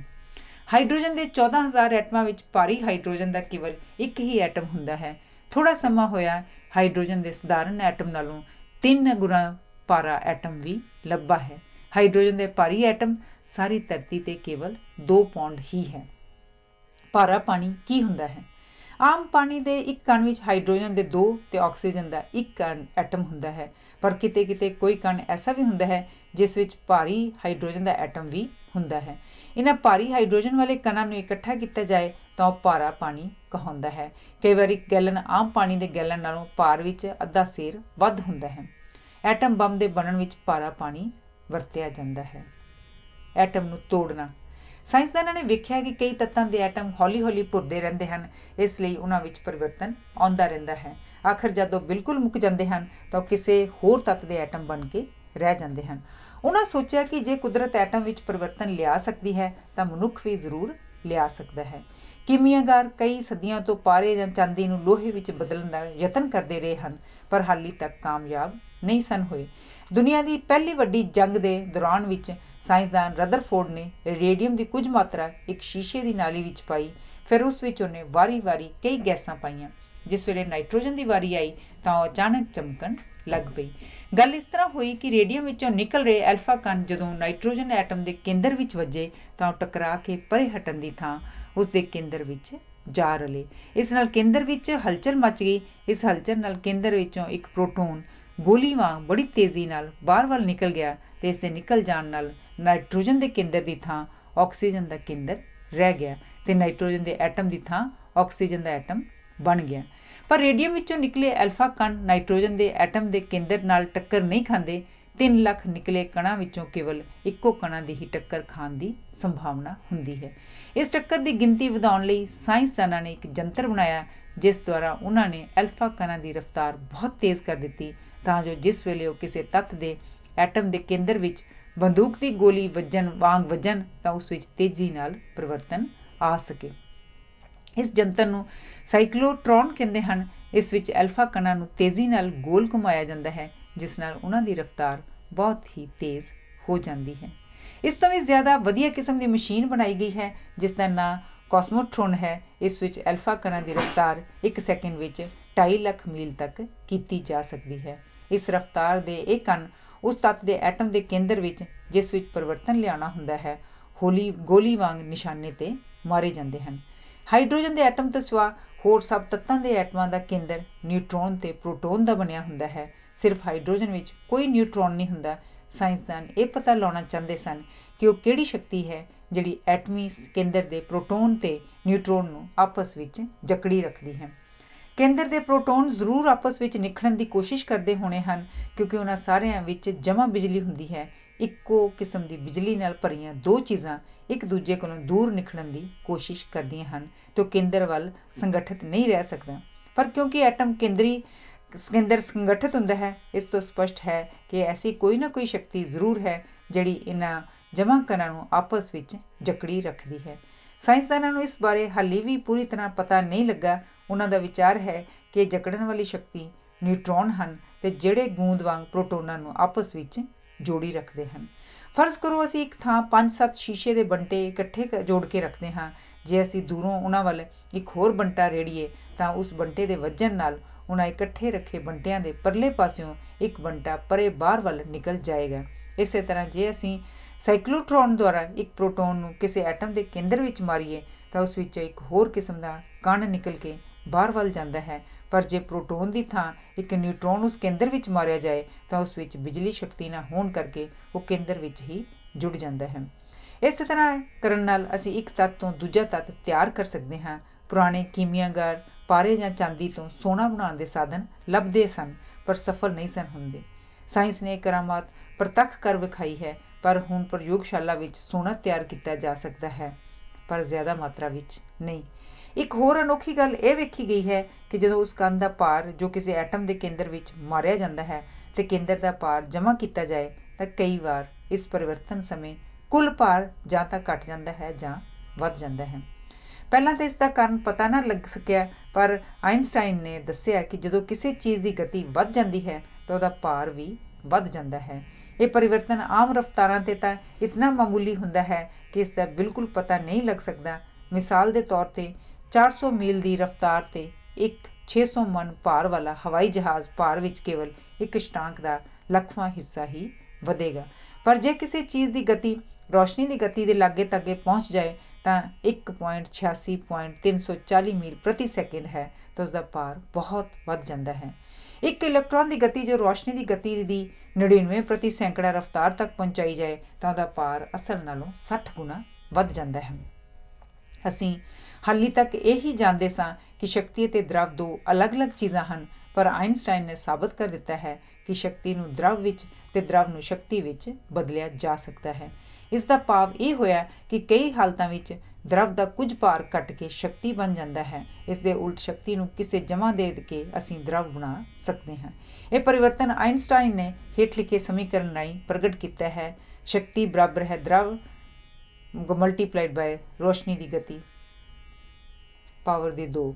इसका भाव यह है कि द्रव नूं शक्ति विच बदलण विच गति का बहुत वड्डा हिस्सा है। द्रव के एक कण तो काफ़ी शक्ति पैदा की जा सकती है। पानी के एक तुबके की शक्ति नूं जे असीं वरत सकीए तो इतनी मात्रा विच होएगी कि उस नाल एक वड्डे तो वड्डा हवाई जहाज़ दुनिया के आले दुआले 4 चक्कर कढ़ सकता है, पर उस शक्ति नूं असीं हाली तक पूरी तरह वरतन दे योग नहीं होए। जद किसी कण नूं तेज़ी नाल एटम के केंद्र विच मारिया जाए तो इस नाल जे उसका भार वध जाए तो इसका भाव यह है कि शक्ति द्रव विच बदल गई है। जे भार घट जाए तो इसका भाव यह है कि कुछ द्रव शक्ति विच बदल गया है। पर कुछ समा पहलों यह पता लग गया सी कि द्रव विच बेअंत शक्ति बंद पई हुंदी है। असीं इस शक्ति की अनंतता नूं वेख के हैरान तो बहुत हुंदे हां, पर इसनूं समझण तो असमर्थ सां। सानूं पता नहीं सी कि किवें इहनूं असीं शक्ति विच बदल के मनुखी लाभ लई वरत सकते हैं। फिर कई होर साइंसदानां ने दुनिया की दूजी वड्डी जंग समय एटमी शक्ति बारे होर खोज की। इस नाल उन्हां नूं इस शक्ति के वरतन का ढंग पता लग गया। उस समय तो एटम युग शुरू हो गया है। एटम के केंद्र नूं निखेड़ना। साइंसदानां ने सोचा कि जे साइक्लोट्रॉन राहीं तेज़ गति वाले इलैक्ट्रॉन नूं एटम के केंद्र विच मारन नाल काफ़ी मात्रा विच शक्ति नहीं पैदा हुंदी तां हौली रफ्तार के न्यूट्रॉनां नूं एटम के केंद्र विच मार के शायद ज़्यादा शक्ति पैदा करने विच सहायता मिल सके। न्यूट्रॉनां की गति घट करन लई उन्हां नूं पैराफिन, कार्बन जां होर हल्के भार के एटमां वाले तत्तां विचों लंघाया जाता है। न्यूट्रॉन की गति राह विच उन्हां तत्तां के एटमां नाल वज के उस तरह घट जाती है जिवें एक तेज़ आ रहे मनुख की रफ्तार भीड़ विचों लंघण समय घट जाती है। इटली के एक साइंसदान ने जिसका नाम एनरिको फर्मी सी उपर लिखे ढंग नाल एक न्यूट्रॉन नूं सब तो भारे तत्त यूरेनियम के एटम के केंद्र विच मारिया। उहदा ख्याल सी कि न्यूट्रॉन जाके केंद्र नाल जुड़ जाएगा तो केंद्र का भार वध के वो किसी होर भारे तत्त का एटम बन जाएगा, पर गल इसते उल्ट हुई। यूरेनियम के एटम की थां एक होर तत्त बन गया जिसके एटम का भार यूरेनियम के एटम के भार नालों अद्धा सी। इस तत्त का नाम बेरियम है। असल में इस तरह यूरेनियम के एटम का विस्फोट हो गया। यह विस्फोट यूरेनियम के केंद्र विच न्यूट्रॉन के वजन नाल होया।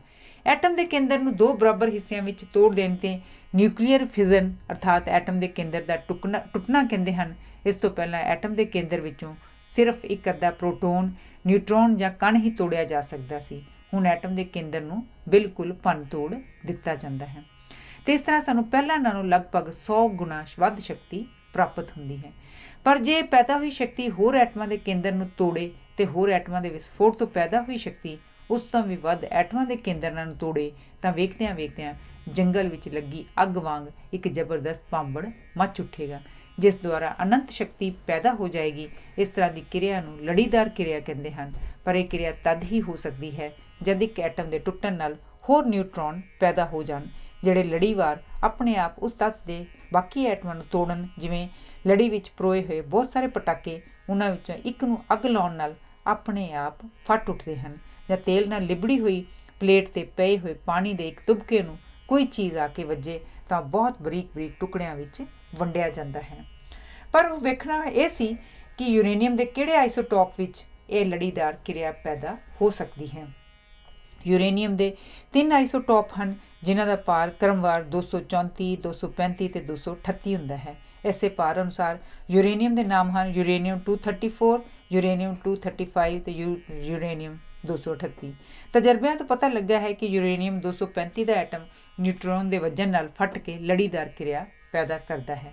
ਪਰ ਸਧਾਰਨ ਯੂਰੇਨੀਅਮ ਵਿੱਚ ਤਿੰਨੇ ਆਈਸੋਟੋਪ ਇਕੱਠੇ ਮਿਲੇ ਹੁੰਦੇ ਹਨ।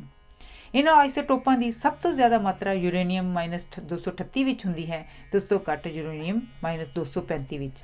ਯੂਰੇਨੀਅਮ 234 ਵਿੱਚ ਨਾ ਤਾਂ ਇਹ ਮਾਤਰ ਹੀ ਹੁੰਦੀ ਹੈ। ਐਟਮ ਦੇ ਕੇਂਦਰੀ ਵਿਸਫੋਟ ਲਈ ਸਾਨੂੰ ਸਿਰਫ ਯੂਰੇਨੀਅਮ -235 ਦੀ ਲੋੜ ਹੀ ਹੈ।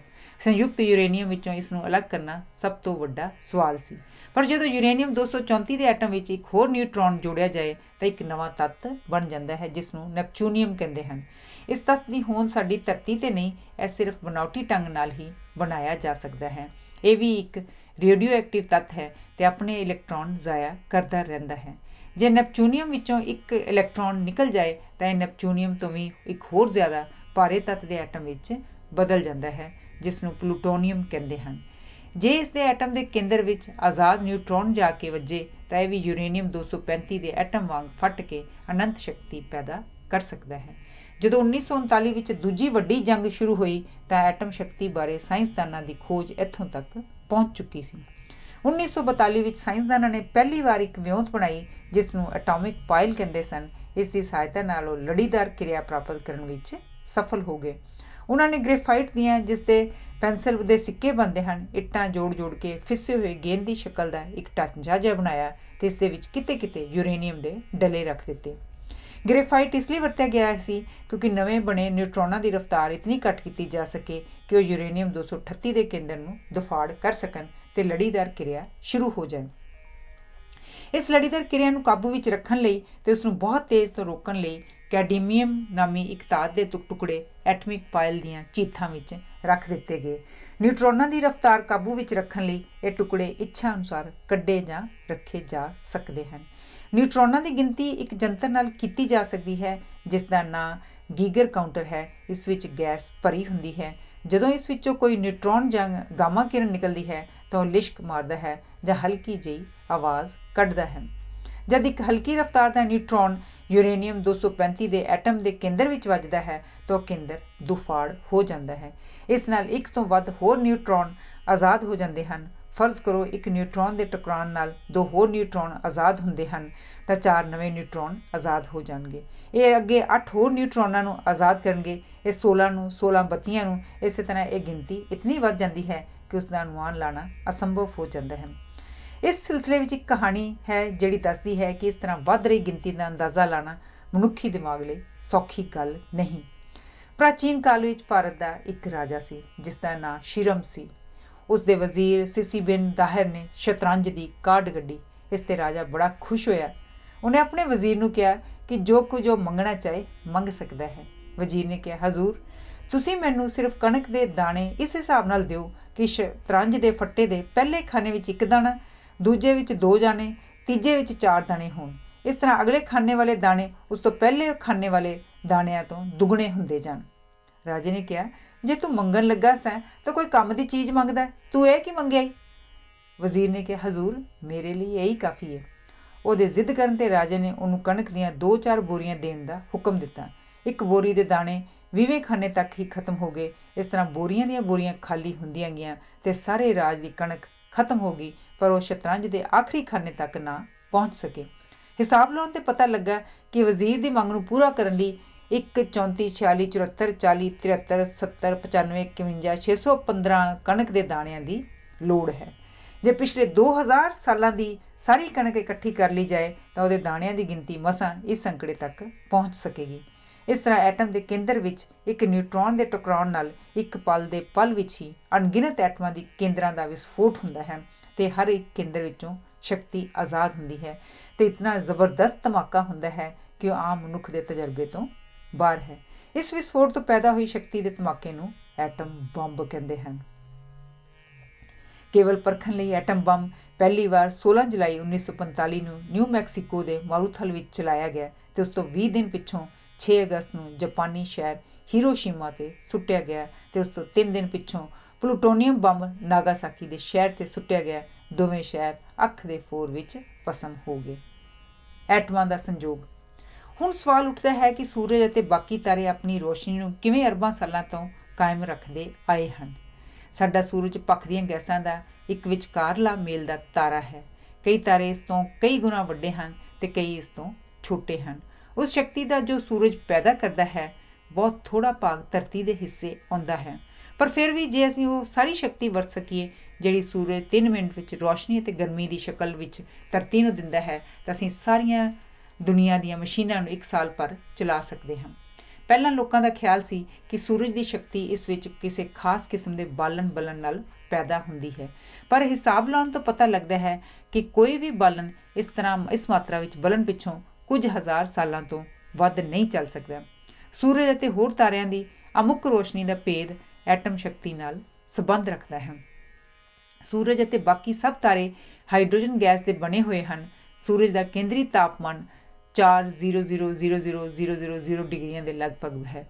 ਇਸ ਗਰਮੀ ਨਾਲ ਹਾਈਡਰੋਜਨ ਐਟਮਾਂ ਦੇ ਇਲੈਕਟ੍ਰੌਨ ਆਪਣੇ ਕੇਂਦਰ ਨਾਲੋਂ ਨਿਖੜ ਜਾਂਦੇ ਹਨ। ਆਪਣੇ ਰੱਖਿਅਕ ਇਲੈਕਟ੍ਰੌਨਾਂ ਤੋਂ ਨਿਖੜ ਕੇ ਇੱਕ ਕੇਂਦਰ ਦਾ ਦੂਜੇ ਕੇਂਦਰ ਨਾਲ ਟਕਰਾਉਣਾ ਸਹਿਲ ਹੋ ਜਾਂਦਾ ਹੈ।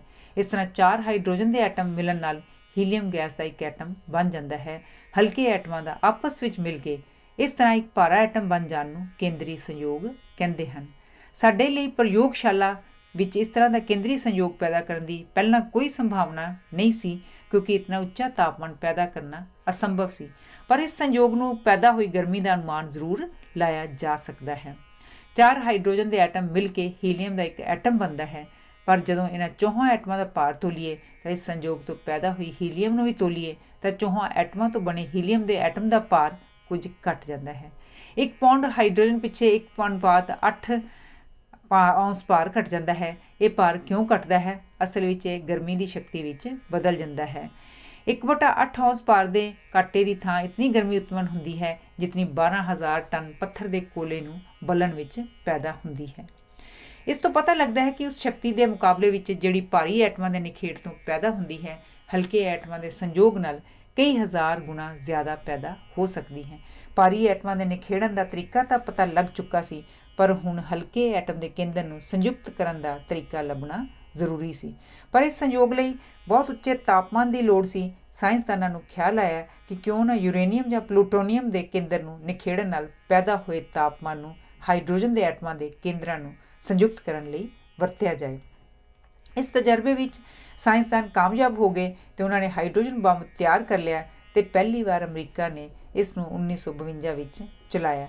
ਹਾਈਡਰੋਜਨ ਬੰਬ ਅਤੇ ਐਟਮ ਬੰਬ ਤੋਂ ਕਈ 100 ਗੁਣਾ ਜ਼ਿਆਦਾ ਤਬਾਹੀ ਲਿਆਉਂਦਾ ਹੈ। ਐਟਮ ਸ਼ਕਤੀ ਅਤੇ ਸ਼ਿਲਪ। ਐਟਮ ਦੇ ਕੇਂਦਰੀ ਵਿਸਫੋਟ ਜਾਂ ਸੰਯੋਗ ਤੋਂ ਪੈਦਾ ਹੋਈ ਸ਼ਕਤੀ ਜੇ ਇੱਕਦਮ ਪੈਦਾ ਕੀਤੀ ਜਾਏ ਤਾਂ ਅਸੀਂ ਉਸ ਨੂੰ ਬੰਬ ਦੇ ਰੂਪ ਵਿੱਚ ਤਬਾਹੀ ਲਈ ਵਰਤ ਸਕਦੇ ਹਾਂ, ਪਰ ਜੇ ਉਸ ਸ਼ਕਤੀ ਨੂੰ ਕਾਬੂ ਰੱਖਿਆ ਜਾਏ ਤਾਂ ਉਹਨੂੰ ਪੈਦਾ ਕਰਕੇ ਹੌਲੀ-ਹੌਲੀ ਵਰਤਿਆ ਜਾ ਸਕਦਾ ਹੈ। ਅਸੀਂ ਇਸ ਨੂੰ ਸ਼ਿਲਪ ਦੀ ਤਰੱਕੀ ਲਈ ਵਰਤ ਸਕਦੇ ਹਾਂ। ਕਿਉਂਕਿ ਅੱਜ ਕੱਲ੍ਹ ਦੇ ਸ਼ਕਤੀ ਦੇ ਸਾਧਨ ਹਨ, ਕੋਇਲਾ, ਤੇਲ ਜਾਂ ਗੈਸ ਐਟਮ ਸ਼ਕਤੀ ਦੇ ਮੁਕਾਬਲੇ ਵਿੱਚ ਤੁੱਛ ਹਨ। ਯੂਰੇਨੀਅਮ 235 ਦੇ 1 ਪੌਂਡ ਤੋਂ ਉਤਨੀ ਹੀ ਸ਼ਕਤੀ ਪੈਦਾ ਕੀਤੀ ਜਾ ਸਕਦੀ ਹੈ ਜਿਤਨੀ 1300 ਟਨ ਕੋਇਲੇ ਦੇ ਬਲਣ ਤੋਂ ਪੈਦਾ ਹੁੰਦੀ ਹੈ। ਐਟਮ ਸ਼ਕਤੀ ਦੀ ਮਹੱਤਤਾ ਦਾ ਦੂਜਾ ਕਾਰਨ ਇਹ ਹੈ ਕਿ ਤੇਲ, ਕੋਇਲਾ ਆਦਿ ਇਤਨੀ ਤੇਜ਼ੀ ਨਾਲ ਵਰਤੇ ਜਾ ਰਹੇ ਹਨ ਕਿ ਇਹਨਾਂ ਦਾ ਕੁਝ ਸਦੀਆਂ ਵਿੱਚ ਹੀ ਖਤਮ ਹੋ ਜਾਣ ਦਾ ਡਰ ਹੈ। ਇਸ ਦੀ ਲੋੜ ਨੂੰ ਮੁੱਖ ਰੱਖ ਕੇ ਤਜਰਬੇ ਕੀਤੇ ਜਾ ਰਹੇ ਹਨ। ਸਾਇੰਸਦਾਨਾਂ ਤੇ ਇੱਕ ਮਸ਼ੀਨ ਬਣਾਈ ਹੈ ਜਿਸ ਨੂੰ ਰਿਐਕਟਰ ਕਹਿੰਦੇ ਹਨ। ਇਹ ਇੱਕ ਕਿਸਮ ਦੀ ਅੰਗੀਠੀ ਹੁੰਦੀ ਹੈ, ਪਰ ਫਰਕ ਇਹ ਹੈ ਕਿ ਅੰਗੀਠੀ ਵਿੱਚ ਸ਼ਕਤੀ ਕੋਇਲੇ ਤੋਂ ਪੈਦਾ ਹੁੰਦੀ ਹੈ ਤੇ ਰਿਐਕਟਰ ਵਿੱਚ ਸ਼ਕਤੀ ਐਟਮ ਦੇ ਕੇਂਦਰੀ ਪਰਿਵਰਤਨ ਤੋਂ ਪੈਦਾ ਹੁੰਦੀ ਹੈ। ਇਸ ਵਿੱਚੋਂ ਨਿਕਲੀਆਂ ਕਿਰਨਾਂ ਬੜੀਆਂ ਖਤਰਨਾਕ ਹੁੰਦੀਆਂ ਹਨ। ਇਹਨਾਂ ਤੋਂ ਬਚਣ ਲਈ ਰਿਐਕਟਰ ਦੇ ਗਿਰਦ ਸਿੱਕੇ ਦੀ ਇੱਕ ਬਹੁਤ ਮੋਟੀ ਕੰਧ ਬਣਾਉਣੀ ਪੈਂਦੀ ਹੈ। ਰਿਐਕਟਰ ਵਿੱਚ ਗਰਮੀ ਪੈਦਾ ਹੁੰਦੀ ਹੈ। ਇਸ ਨਾਲ ਬਾਇਲਰ ਵਿੱਚ ਪਾਣੀ ਗਰਮ ਕਰਕੇ ਭਾਫ਼ ਬਣਾਈ ਜਾਂਦੀ ਹੈ ਜਿਹੜੀ ਇੱਕ ਟਰਬਾਈਨ ਨੂੰ ਚਲਾਉਂਦੀ ਹੈ। ਇਸ ਦੇ ਚੱਲਣ ਨਾਲ ਬਿਜਲੀ ਪੈਦਾ ਹੁੰਦੀ ਹੈ ਜਿਹੜੀ ਕਾਰਖਾਨਿਆਂ ਵਿੱਚ ਵਰਤੀ ਜਾ ਸਕਦੀ ਹੈ। ਇਹ ਸ਼ਕਤੀ ਡੁੱਬਕਣੀ ਕਿਸ਼ਤੀਆਂ ਦੇ ਚਲਾਉਣ ਲਈ ਬੜੀ ਲਾਭਦਾਇਕ ਹੈ। ਇਸ ਦੀ ਸਹਾਇਤਾ ਨਾਲ ਕਿਸ਼ਤੀ ਕਈ ਦਿਨ ਸਮੁੰਦਰ ਵਿੱਚ ਡੁੱਬੀ ਰਹਿ ਸਕਦੀ ਹੈ ਤੇ ਹਜ਼ਾਰਾਂ ਮੀਲ ਤੱਕ ਸਫ਼ਰ ਕਰ ਸਕਦੀ ਹੈ। ਜਿਤਨਾ ਯੂਰੇਨੀਅਮ ਅਤੇ ਥੋਰੀਅਮ ਸਾਡੇ ਪਾਸ ਹਾਲੀ ਮੌਜੂਦ ਹੈ, ਉਸ ਨਾਲ ਸਾਰੀ ਦੁਨੀਆ ਨੂੰ 2000 ਸਾਲ ਤੱਕ ਸ਼ਿਲਪ ਲਈ ਸ਼ਕਤੀ ਮਿਲ ਸਕਦੀ ਹੈ। ਅਮਰੀਕਨ ਲੋਕ ਪਿਟਸਬਰਗ ਵਿੱਚ ਇਹੋ ਜਿਹਾ ਕੇਂਦਰ ਸ਼ਕਤੀ ਕੇਂਦਰ ਬਣਾ ਰਹੇ ਹਨ ਜਿਸ ਤੋਂ 40 ਕਰੋੜ ਰੁਪਇਆ ਲੱਗਾ। ਇਸ ਸ਼ਕਤੀ ਨਾਲ ਪੈਦਾ ਕਰੇਗਾ ਜਿਹੜੀ ਕਿ 1 ਲੱਖ ਵਸੋਂ ਵਾਲੇ ਇਲਾਕੇ ਲਈ ਕਾਫੀ ਹੋਵੇਗੀ। ਐਟਮ ਦੇ ਕ੍ਰਿਸ਼ਮੇ। ਅਸੀਂ ਪਹਿਲਾਂ ਪੜ੍ਹ ਰਹੇ ਹਾਂ ਕਿ ਕਿਸੇ ਤੱਤ ਦੇ ਐਟਮ ਦੇ ਕੇਂਦਰ ਵੱਲ ਜੇ ਸਾਈਕਲੋਟ੍ਰੋਨ ਨਾਲ ਇੱਕ ਤੇਜ਼ ਨਿਊਟਰੋਨ ਭੇਜਿਆ ਜਾਏ ਤਾਂ ਕੇਂਦਰੀ ਪਰਿਵਰਤਨ ਪੈਦਾ ਹੁੰਦੇ ਹਨ ਜਿਸ ਤੋਂ ਨਵੇਂ ਪਦਾਰਥ ਬਣਾਏ ਜਾ ਸਕਦੇ ਹਨ। ਕਈ ਪਦਾਰਥ ਤਾਂ ਉਸੇ ਰੂਪ ਵਿੱਚ ਹੀ ਰਹਿੰਦੇ ਹਨ ਪਰ ਉਹਨਾਂ ਵਿੱਚ ਕਈਆਂ ਦੇ ਕੇਂਦਰ ਰੇਡੀਓ ਐਕਟਿਵ ਪਦਾਰਥਾਂ ਵਾਂਗ ਹੌਲੀ ਹੌਲੀ ਭੁਰਦੇ ਰਹਿੰਦੇ ਹਨ। ਇਹ ਆਮ ਤੱਤਾਂ ਦੇ ਆਈਸੋਟੋਪ ਹਨ। ਮਿਸਾਲ ਦੇ ਤੌਰ 'ਤੇ ਜਦ ਸਧਾਰਨ ਲੂਣ ਦੇ ਕੇਂਦਰ ਨਾਲ ਭਾਰੀ ਹਾਈਡਰੋਜਨ ਦੇ ਐਟਮ ਦਾ ਕੇਂਦਰ ਟੱਕਰ ਖਾਂਦਾ ਹੈ ਤਾਂ ਸੋਡੀਅਮ 23 ਦੇ ਐਟਮ ਸੋਡੀਅਮ 24 ਵਿੱਚ ਬਦਲ ਜਾਂਦੇ ਹਨ। ਇਸ ਨੂੰ ਅਸੀਂ ਰੇਡੀਓ ਸੋਡੀਅਮ ਕਹਿੰਦੇ ਹਾਂ। ਇਸੇ ਤਰ੍ਹਾਂ ਦੇ ਮਨੁੱਖ ਬਣੇ ਆਈਸੋਟੋਪਾਂ ਨੂੰ ਰੇਡੀਓ ਆਈਸੋਟੋਪ ਕਹਿੰਦੇ ਹਨ। ਵੱਖਰੇ ਵੱਖਰੇ ਤੱਤਾਂ ਦੇ ਤਕਰੀਬਨ 1000 ਕੁ ਦੇ ਲਗਭਗ ਆਈਸੋਟੋਪ ਤਿਆਰ ਕੀਤੇ ਗਏ ਹਨ।